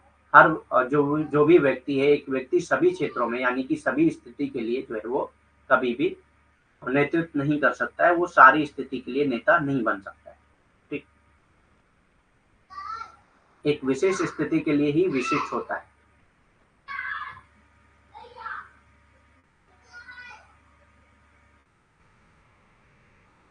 According to Bernard, a leader perform 4 main function. Bernard के अकॉर्डिंग जो है लीडर क्या करता है, 4 मेन फंक्शन करता है, ठीक। बर्नार्ड के अनुसार एक नेता 4 मुख्य कार्य करता है, ठीक। कौन कौन से हैं, पहला है द डिटर्मिनेशन ऑफ ऑब्जेक्टिव। मतलब क्या ऑब्जेक्टिव होगा उसको डिटरमाइन करता है, क्या गोल होगा, मतलब लीडर जो बना है किस चीज के लिए बना है, उद्देश्य क्या है उसका, ठीक। तो उस ऑब्जेक्टिव को डिटरमाइन करने के लिए लीडर होता है। उद्देश्यों का निर्धारण करता है, तो लीडर क्या करता है, उनका क्या उद्देश्य है वो तय करता है, ठीक। द मैनिपुलेशन ऑफ मीन्स, और उस उद्देश्य को कैसे पाया जा सकता है, ठीक। उस उद्देश्य को कैसे पाया जा सकता है उसमें जो है वो फेरबदल करता है, ठीक। पहले वो एक तरीका अपनाएगा, अगर उससे उद्देश्य नहीं मिल, उससे जो है वो ऑब्जेक्टिव नहीं पूरा हो रहा है तो वो दूसरा तरीका अपनाएगा। जैसे क्या है, पहले एक पीसफुल प्रोटेस्ट करेगा, ठीक। अगर उससे नहीं हो रहा है तो वो अनाउंस कर देगा कि ठीक है आज से भारत बंद रहेगा, या मतलब एक एरिया को बंद कर दिया जाता है, या रोड को ब्लॉक कर दिया जाता है। ये सब क्या है, मीन्स है, ठीक। तो ये क्या करता है, मैनिपुलेशन ऑफ मीन्स। उस ऑब्जेक्टिव को पाने के लिए ये मीन्स को मैनिपुलेट करता है, साधनों में हेर फेर करता है, ठीक। उस ऑब्जेक्टिव को पाने के लिए ये साधनों में हेर फेर करता है, ठीक। दूसरा क्या है, the control of instrumentality of action, ठीक, and the stimulation of coordinated action. तो ये क्या करेगा, कार्रवाई के साधनता का नियंत्रण करता है, मतलब कि किस तरह से काम करेंगे, उसके क्या इंस्ट्रूमेंट होंगे, उन सबको ये कंट्रोल करता है। और जो है समन्वित कार्रवाई की उत्तेजना और स्टिमुलेशन ऑफ कोऑर्डिनेटेड एक्शन, ठीक, ये सारे काम जो है एक लीडर करता है। ये 4 काम एक लीडर करता है, ये आप याद रखिएगा, ठीक। वैसे आप कॉमन सेंस से भी, ये ऑप्शन में दिया रहता है, तो कॉमन सेंस से भी आप इसका आंसर कर सकते हैं, ठीक, क्योंकि आपको लगेगा जब आप ऑप्शन पढ़ेंगे तो उसमें लगेगा कि हाँ ये एक लीडर का काम है, वो कर सकता है, ठीक। नेक्स्ट कॉन्सेप्ट आता है the politics of reservation. Reservation की पॉलिटिक्स क्या है, ठीक। अभी देखा है आपने ओबीसी बेस्ड पे जो सेंसस हुआ है, कास्ट बेस्ड जो सेंसस हुआ है बिहार में, उससे बहुत मतलब बहुत ज्यादा जो है उसकी चर्चा में आ रही, चर्चा हो रही है उसकी, ठीक। आपने पढ़ा होगा उसके बारे में न्यूज वगैरह में। Cast based reservation is accused of strengthening cast based politics in India. तो ये माना जाता है कि जो कास्ट बेस्ड रिजर्वेशन दिया जाता है, वो एक तरह से क्या है, कास्ट बेस्ड पॉलिटिक्स को बढ़ावा दिया जाता है। इंडिया में कास्ट बेस्ड पॉलिटिक्स को बढ़ावा दिया जाता है, ठीक। जैसे जो जिस कास्ट की गवर्नमेंट होती है वो अपने कास्ट के लिए रिजर्वेशन फिक्स कर लेती है, ठीक। तो वो क्या है, एक तरह से कास्ट बेस्ड पॉलिटिक्स को ही रिजर्व जो है बढ़ावा देती है। तो ये एक तरह का क्रिटिक है, कास्ट बेस्ड रिजर्वेशन का एक तरह का क्रिटिक है, कि अगर आप कास्ट बेस्ड रिजर्वेशन देते हैं तो एक तरह से आप कास्ट बेस्ड पॉलिटिक्स को बढ़ावा दे रहे हैं। Caste based politics is not new to India. ये इंडिया के लिए कोई नया नहीं है, कास्ट बेस्ड पॉलिटिक्स जो है वो इंडिया में कोई नया नहीं है, ये चलती आ रही है बहुत पहले से। आपने देखा होगा बहुत सारी पार्टियां ही ऐसी हैं जिसको आप कास्ट के बेसिस पे ही देखते हैं, जैसे बीएसपी। बीएसपी क्या है, बीएसपी को सब लोग मानते हैं कि ये दलित की पार्टी है, ठीक। एसपी है, सब लोग मानते हैं कि यादव की पार्टी है। ऐसी बहुत सारी पार्टियां हैं जो मतलब, हालांकि वो ये डायरेक्टली तो क्लेम नहीं करते हैं कि हम कास्ट बेस्ड पॉलिटिक्स करते हैं, लेकिन इंडिया में कास्ट बेस्ड पॉलिटिक्स होती है, ठीक। It has been present since ancient time, ये बहुत पुराने जमाने से चलता है, ठीक। जाति आधारित आरक्षण पर भारत में जाति आधारित राजनीति को मजबूत करने का आरोप लगता है। तो जो भी जाति आधारित आरक्षण है, उस पर हमेशा ये आरोप लगा है कि ये जाति आधारित राजनीति को मजबूत करते हैं, ठीक। क्योंकि जाति आधारित आरक्षण अगर आप करेंगे तो जो पार्टी सत्ता में है, अगर वो उसी जाति की होगी तो वो अपने जाति को ही आरक्षण देती है, तो एक तरह से वो सत्ता में बने रहने की कोशिश करती है, क्योंकि अब उस जात के लोग जो है अपनी पार्टी उसी पार्टी को मानेंगे, ठीक। तो जाति आधारित जो भी आरक्षण है वो जाति आधारित राजनीति को बढ़ावा देती है, ऐसा आरोप लगता है जाति आधारित आरक्षण पर। जाति आधारित राजनीति भारत में कोई नई बात नहीं है, ठीक। तो जाति आधारित राजनीति जो है वो भारत में कोई नई बात नहीं है, ये प्राचीन काल से ही चली आ रही है, ठीक। बहुत पुराने जमाने से जाति आधारित पॉलिटिक्स चलती आ रही है। During the colonial era, the British promoted caste politics under the divide and rule policy.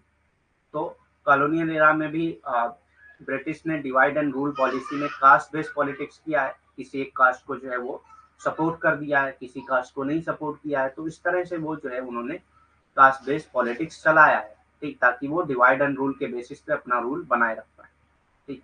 Political parties during the national movement were also dominated by different caste. National movement के टाइम पे जो भी political पार्टियां थी वो भी cast के base पे थी, ठीक, वो भी कास्ट बेस्ड पॉलिटिक्स कर रही थी। तो कॉलोनियल इरा में भी कास्ट बेस्ड पॉलिटिक्स थी, उसके बाद जो नेशनलिस्ट मूवमेंट जो चला उसमें भी कास्ट बेस्ड पॉलिटिक्स की गई। औपनिवेशिक युग के दौरान अंग्रेजों ने फूट डालो और राज करो की राजनीति के तहत जाति की राजनीति को बढ़ावा दिया, ठीक। तो जो औपनिवेशिक युग था उस टाइम पे, यानी कि जो अंग्रेजों का राज था उस टाइम पे, उन्होंने फूट डालो और राज करो की नीति अपनाई थी, ठीक। और उसके लिए इन्होंने क्या किया था, जाति आधारित जो है राजनीति को बढ़ावा दिया, ठीक। जाति के बेस पे जो राजनीति होती है उसको बढ़ावा दिया था, ताकि मतलब बाकी जातियां जो है आपस में लड़ती रहें और हम राज करते रहें।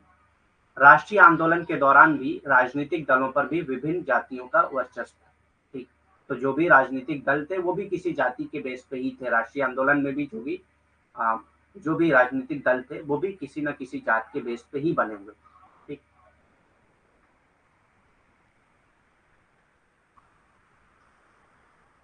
After independence the constitution mention caste. Since 1989, regional parties have grown in large number. These parties often belong to a particular caste. ठीक। तो कहते हैं इंडिपेंडेंस के बाद कॉन्स्टिट्यूशन में भी कास्ट को मेंशन किया गया। शेड्यूल कास्ट, शेड्यूल ट्राइब, इन सबको रिजर्वेशन दिया गया। तो कॉन्स्टिट्यूशन में भी जो है कास्ट को मेंशन किया गया। ठीक। एक तरह से कॉन्स्टिट्यूशन में भी रिजर्वेशन देने के लिए जो मेंशन किया गया कास्ट को, तो वो भी बढ़ावा दे रहा है कास्ट बेस्ड पॉलिटिक्स को। सिंस 1989 से ही रीजनल पार्टी जो थी वो कास्ट बेस्ड हो गई थी। जैसे बीएसपी, एसपी, ये सब जो है बहुत सारी और पार्टियां हैं जो कास्ट बेस्ड पॉलिटिक्स करती हैं। ठीक। Since 1989 regional parties have grown in large number. ठीक। तो लार्ज नंबर में जो है रीजनल पार्टीज बढ़ी हैं। ठीक। These parties often belong to particular caste. और ये पार्टी जो है हमेशा किसी पार्टिकुलर कास्ट के से ही बिलोंग करती है। ठीक। आजादी के बाद संविधान में जाति का जिक्र किया गया। ठीक। तो जाति चलती आ रही है तब से ही। आजादी के बाद भी संविधान में जाति का भी जिक्र किया गया, जाति के बेस पे आरक्षण दिया गया।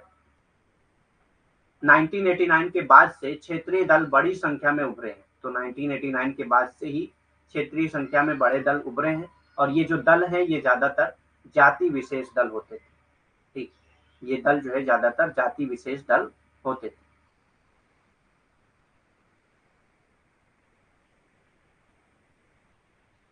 Thus, not only has politics been affected, even caste has undergone a change. ठीक। तो सिर्फ पॉलिटिक्स नहीं अफेक्ट हुई है बल्कि कास्ट भी चेंज हुई। कास्ट के अंदर भी चेंज आया। सिर्फ पॉलिटिक्स ही कास्ट की वजह से अफेक्ट नहीं हुई है बल्कि कास्ट के अंदर, पॉलिटिक्स की वजह से कास्ट के अंदर भी चेंज आया। ठीक। जैसे आप अगर देखेंगे दलित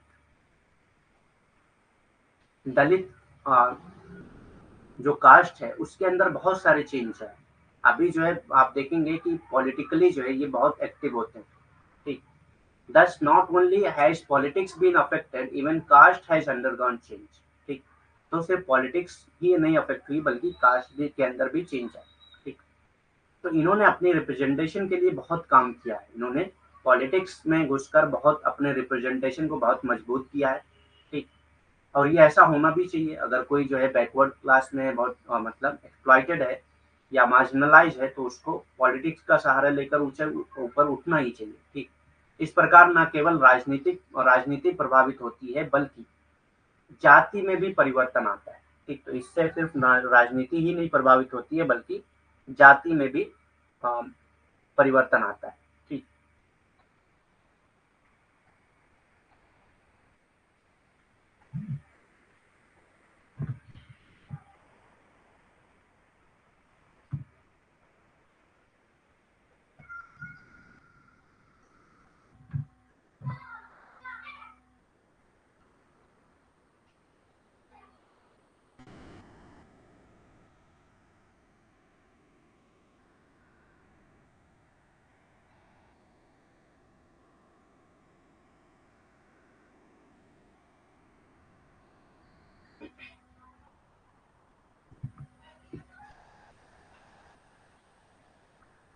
ठीक है।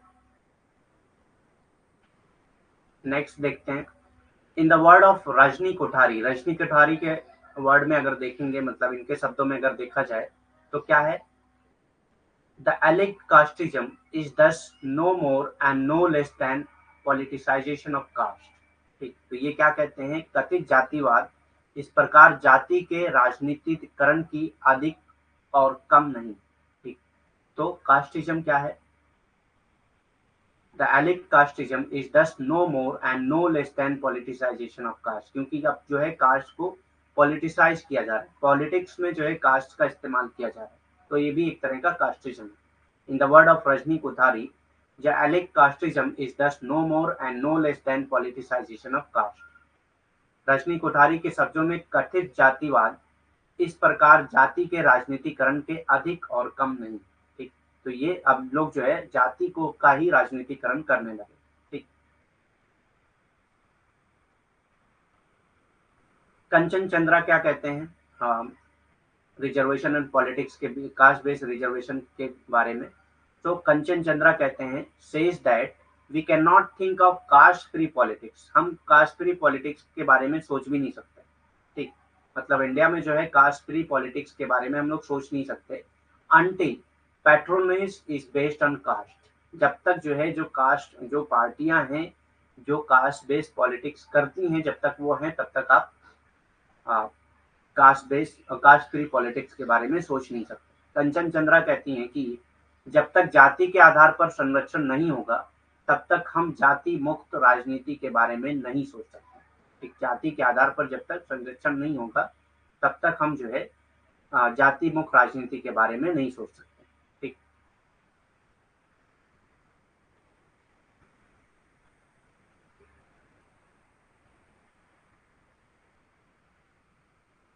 caste based reservation strengthen identity politics which can determine detrimental to the unity of the nation। ठीक, तो कास्ट बेस्ड रिजर्वेशन जो है वो जो है आइडेंटिटी पॉलिटिक्स को बढ़ावा देता है। आइडेंटिटी मतलब हर कास्ट की अपनी एक अलग आइडेंटिटी होती है, तो वो आइडेंटिटी पॉलिटिक्स को यानी कि कास्ट बेस्ड पॉलिटिक्स को बढ़ावा देती है। ठीक, जो क्या है किसी भी नेशन के लिए बहुत खतरनाक हो सकती है। ठीक, तो cast based reservation strengthen identity politics which can detrimental to the unity of the nation, जो किसी भी नेशन की यूनिटी के लिए ये खतरनाक हो सकता है। ठीक, जातीय आधारित आरक्षण जो है पहचान की राजनीति को मजबूत करता है। तो ये क्या करता है? पहचान की राजनीति को मजबूत करता है, जो राष्ट्र की एकता के लिए हानिकारक हो सकता है, जो किसी भी राष्ट्र की एकता के लिए हानिकारक हो सकता है। It also promotes religion based politics, ये जो है रिलीजन बेस्ड पॉलिटिक्स को प्रमोट करता है। ठीक, क्योंकि कास्ट बेस्ड पॉलिटिक्स होगा तो कोई उसमें रिलीजन बेस्ड पॉलिटिक्स करने लगेगा। ये धर्म आधारित राजनीति को भी बढ़ावा देता है। तो जाति आधारित आरक्षण जो है वो धर्म के आधारित जो है राजनीति को भी बढ़ावा देता है, धर्म आधारित राजनीति को भी बढ़ावा देता है।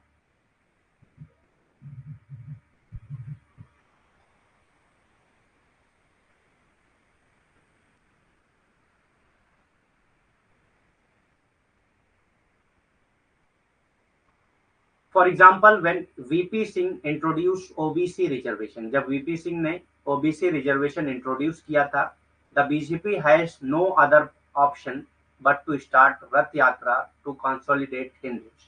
ठीक, तो इनके पास कोई ऑप्शन नहीं था, इन्होंने रथ यात्रा शुरू कर दी हिंदूज को इकट्ठा करने के लिए, क्योंकि वीपी सिंह ने ओबीसी रिजर्वेशन इंट्रोड्यूस किया।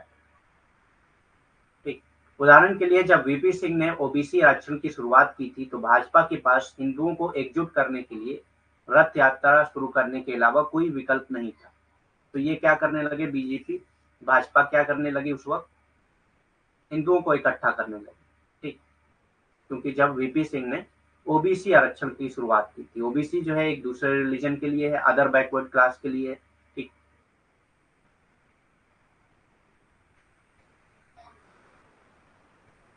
the very fact that government hesitate to introduce the concept of creamy layer in SC reservation highlights that reservation are more of the political tool than a policy tool।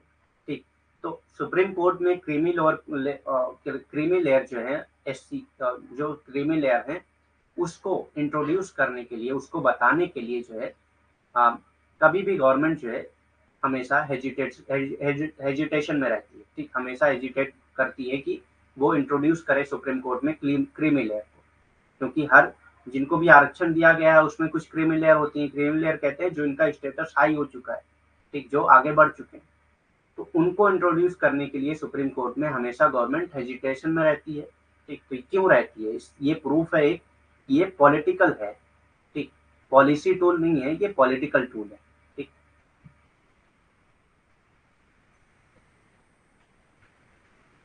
तथ्य यह है कि सरकारें अनुसूचित जाति के आरक्षण में क्रीमी लेयर की अवधारणा को पेश करने में हिचकिचाती हैं। तो सच ये है कि जो सरकारें हैं वो अनुसूचित जाति के आरक्षण को में जो क्रीमी लेयर है उसकी अवधारणा को पेश करने में बहुत हिचकिचाती हैं। क्यों करती हैं? ठीक, जो भी मतलब शेड्यूल कास्ट के लोग जो क्रीमी लेयर में आते हैं उनको इंट्रोड्यूस करने में जो है ये बहुत हेजिटेशन में रहते हैं, बहुत हिचकिचाते हैं। क्यों? इससे ये पता चलता है कि जो आरक्षण है वो राजनीतिक उपकरण है, ये कोई नीति उपकरण नहीं है। ये किसी कास्ट को बढ़ा मतलब किसी कास्ट के वेलफेयर के लिए काम नहीं किया जा रहा है, बल्कि अपनी राजनीतिक अपनी पॉलिटिक्स को बढ़ावा दिया जा रहा है। ठीक, अपनी राजनीति और अपनी पॉलिटिक्स को बढ़ावा दिया जा रहा है।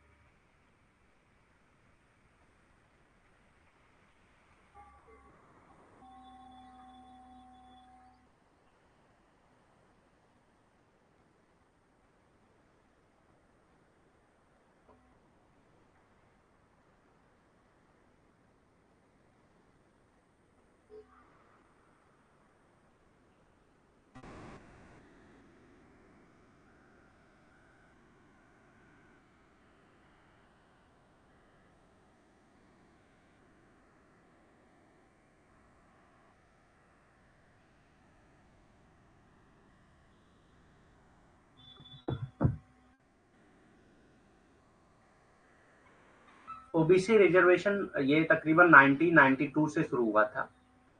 ठीक, 1992 से शुरू हुआ था। ठीक, उसके बाद ओबीसी रिजर्वेशन की बात होने लगी।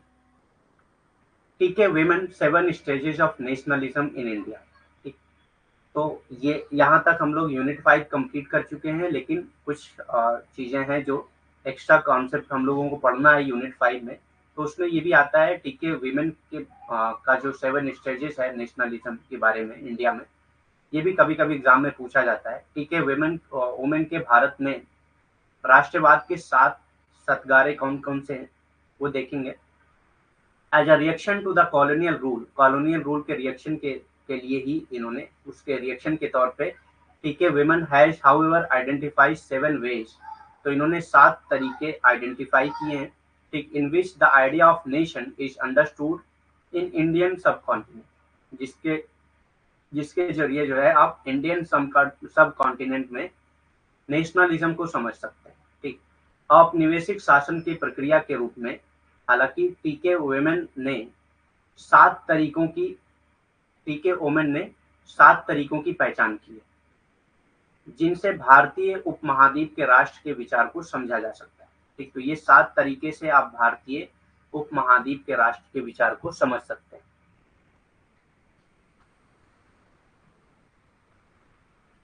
among which the first 3 were pre-independence। तो पहला 3 स्टेज जो है वो प्री इंडिपेंडेंस से रिलेटेड है, conceptualisation. The fourth gave rise to partition, और जो चौथा स्टेज जो है वो पार्टीशन उसमें होता है। एंड द लास्ट 3, और जो लास्ट का 3 है वो क्या है, पोस्ट पार्टीशन के बाद का इंडिया। ठीक, पोस्ट पार्टीशन के बाद नेशन स्टेट कैसे डेवलप हुआ इंडिया में, उसके बारे में। तो पहला 3 क्या है, पार्टीशन से पहले, चौथा है पार्टीशन के बारे में, फिर उसके बाद पार्टीशन के बाद जो नेशन डेवलप हुआ इंडिया में उसके बारे में। तो ये 7 स्टेजेस के बारे में उन्होंने बात की है, जिनमें से पहले 3 स्वतंत्र पूर्व अवधारणाएं थी। जो स्वतंत्र से पहले की अवधारणाएं थी वो पहले की 3 थी। चौथा जो है वो विभाजन से रिलेटेड है, और जो बाकी 3 है वो विभाजन के बाद राष्ट्रीय राज्य का वर्णन करते हैं। ठीक, विभाजन के बाद जो राष्ट्रीय राज्य है उसका वर्णन करते हैं।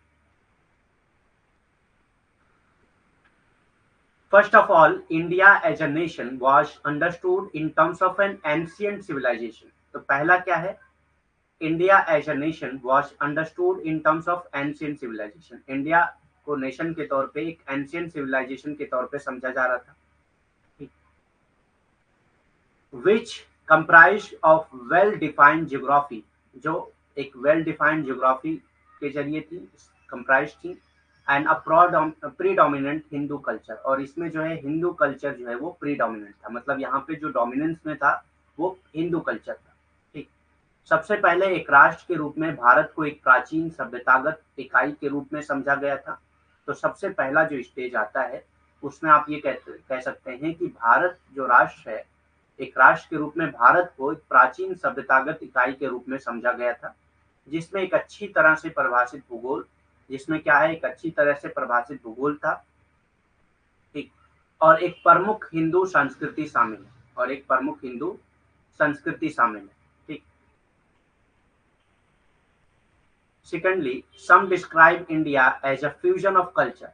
कुछ लोग जो है इंडिया को दूसरा जो स्टेज है उसमें कुछ लोगों ने इंडिया को फ्यूजन ऑफ कल्चर के तौर पर डिस्क्राइब किया था। मतलब यहाँ पे कई कल्चर पाए जाते हैं, प्राइमरली हिंदुइज्म एंड इस्लाम, जैसे कि हिंदुइज्म और इस्लाम। ठीक, तो सेकंड स्टेज में जो है यहाँ पे, पहले स्टेज में तो सिर्फ हिंदू कल्चर पाया जाता था और एंशिएंट सिविलाइजेशन के तौर पे इंडिया को देखा जा रहा था, लेकिन उसके बाद जो है इसको फ्यूजन ऑफ कल्चर के रूप में देखा जाने लगा, जैसे यहाँ पे मोस्टली ज्यादातर हिंदुइज्म और इस्लामिक कल्चर पाया जाता था। ठीक, दूसरे स्टेज में अगर आप देखें तो कुछ लोगों ने भारत को संस्कृति का मिश्रण बताया है। ठीक, दूसरों कुछ लोगों ने भारत को संस्कृति का मिश्रण बताया है, मुख्य रूप से हिंदू धर्म और इस्लाम। जैसे मुख्य रूप से अगर देखा जाए तो उसमें हिंदू धर्म है और इस्लाम। जैसे एक एग्जांपल है Akbar's creation of synthesis of religion is taken as a shining example of it. ठीक, तो अकबर द्वारा धर्मों का स्वयं स्थापित करना एक इसका ज्वलंत उदाहरण माना जाता है। ठीक, तो अकबर ने जो है रिलीजन की जो सिंथेसिस बनाई थी वो इसका सबसे बेस्ट एग्जांपल माना जाता है। ठीक, अकबर द्वारा धर्मों का समन्वय स्थापित करना इसका ज्वलंत उदाहरण माना जाता है।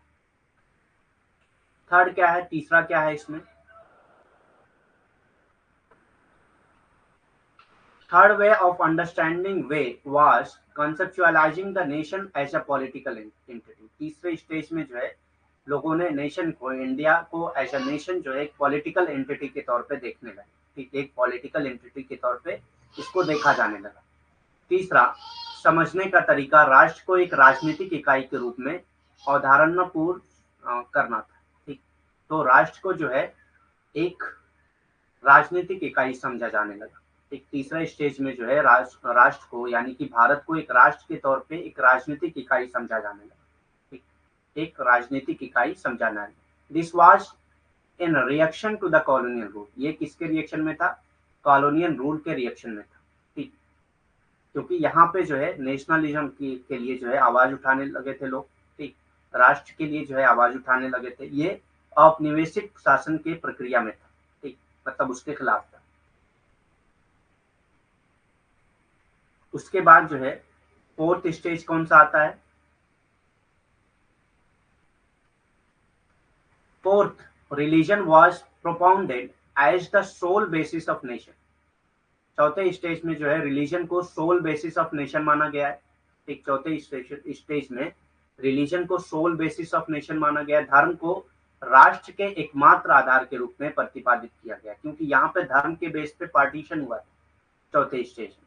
ठीक, तो यहाँ पे रिलीजन को रखा गया सोल बेसिस ऑफ नेशन के लिए। ठीक, और इसी बेस पे जो है इंडिया का पार्टीशन हुआ, इंडिया एंड पाकिस्तान बना। ठीक, चतुर्थ स्टेज कौन सा है, चरण कौन सा है, धर्म को राष्ट्र के एकमात्र आधार के रूप में प्रतिपादित किया गया। Radical Hindu and Muslim organisation started to pedal this idea and it ultimately lead to the partition of India. तो जो रेडिकल हिंदू हैं और रेडिकल मुस्लिम हैं, उन्होंने इस आइडिया को, ठीक है, बढ़ावा देना शुरू किया। ठीक, और अल्टीमेटली इतना बढ़ गया ये कि इंडिया का पार्टीशन ही हो गया। ठीक, और ये इतना बढ़ गया कि ये जो है पार्टीशन तक पहुंच गया और इसमें पार्टीशन हुआ, इंडिया और पाकिस्तान बना। कट्टरपंथी हिंदू और कट्टरपंथी मुस्लिम संगठनों ने इस विचार को फैलाना शुरू किया, इस विचार को, धर्म के विचार को, कि धर्म जो है, धर्म और राष्ट्र एक साथ एक ही हिस्सा है।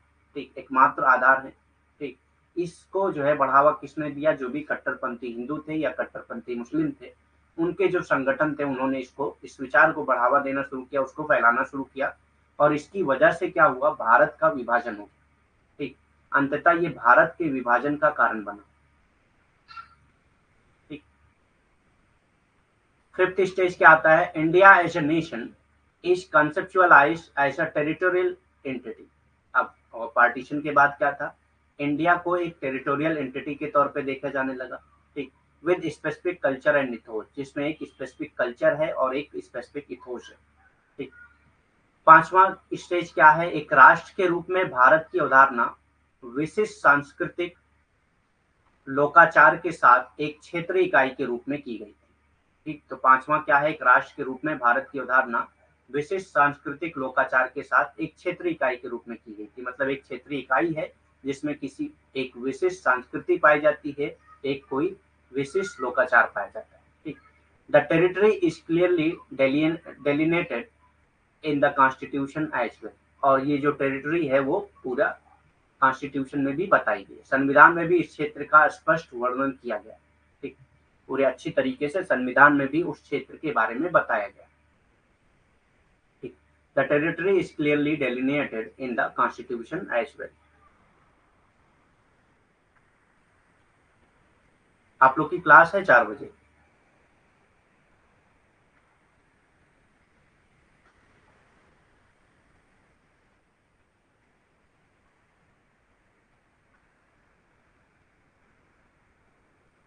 Sixth, India is viewed as a nation of many language. ठीक, सिक्स्थ स्टेज में जो है इंडिया को लैंग्वेज के बेस पे देखा जाने लगा। ठीक, यहाँ पे बहुत सारी लैंग्वेज पाई जाती है। छठा स्टेज क्या था? भारत को अनेक भाषाओं वाले देश के रूप में देखा जाने लगा। अब भाषा के बेस पे देश का विभाजन होने जा रहा है। ठीक, स्टेट अलग अलग भाषा के बेस पे बनेंगे। ठीक, ठीक है, बस ये स्टेज 7वां स्टेज करके हम लोग लीव करते हैं, बाकी कल करेंगे। ठीक, India is views as a nation of many languages. छठा क्या है स्टेज? भारत को अनेक भाषाओं वाले देश के रूप में देखा जाने लगा। The eight schedule also recognises, India का जो कॉन्स्टिट्यूशन का एट शेड्यूल है वो भी इसको रिकॉग्नाइज करता है कि इंडिया में जो है अलग अलग भाषाएं पाई जाती हैं। This fact by providing constitutional status to almost every major language of India, क्योंकि जो है इंडिया में जितनी भी मेजर लैंग्वेज पाई जाती हैं उसको कॉन्स्टिट्यूशनल स्टेटस दिया गया। ठीक, एट शेड्यूल में जो भी इंडिया में मेजर लैंग्वेज पाई जाती हैं उसको कॉन्स्टिट्यूशनल स्टेटस दिया गया। इसके जरिए जो है जो एट शेड्यूल है कॉन्स्टिट्यूशन का उसने रिकॉग्नाइज किया कि इंडिया में अलग अलग लैंग्वेज पाई जाए। इंडिया को लैंग्वेज के बेस पे देखा जाने लगा छठे स्टेज में।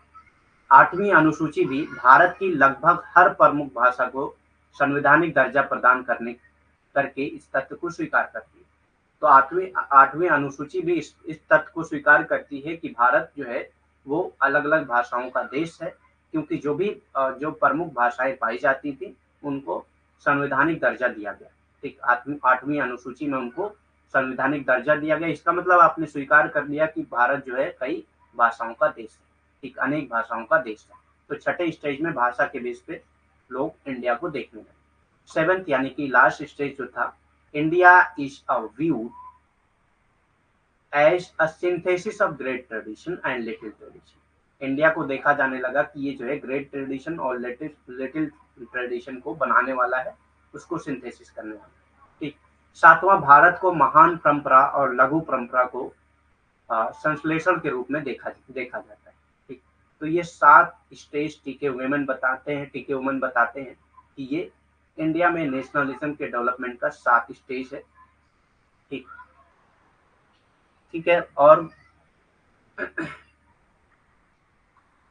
इससे रिलेटेड और भी कोई क्वेश्चन है तो कर सकते हैं। आगे हम लोग डेमोक्रेसी करना था हम लोगों को, क्योंकि टाइम नहीं है, या आप बताइए अगर करना चाहें तो, अगर थके ना हो तो कर लें।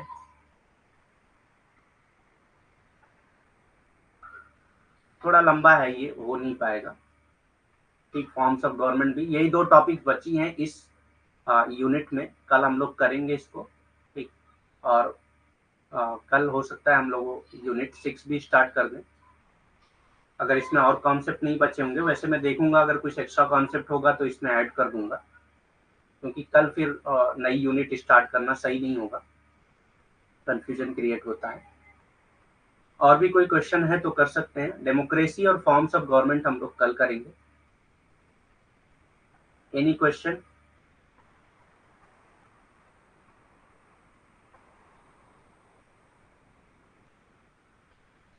ओके, ठीक है, कल ही करेंगे फिर। कोई क्वेश्चन है तो कर सकते हैं। Any question?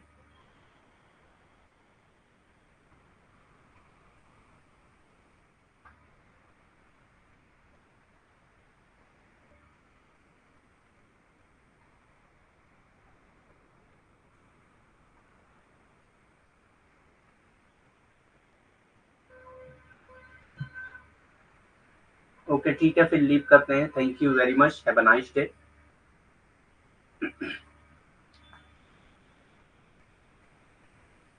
कल हम लोग करेंगे इसको, और यूनिट 6 भी कल स्टार्ट करेंगे। ठीक है।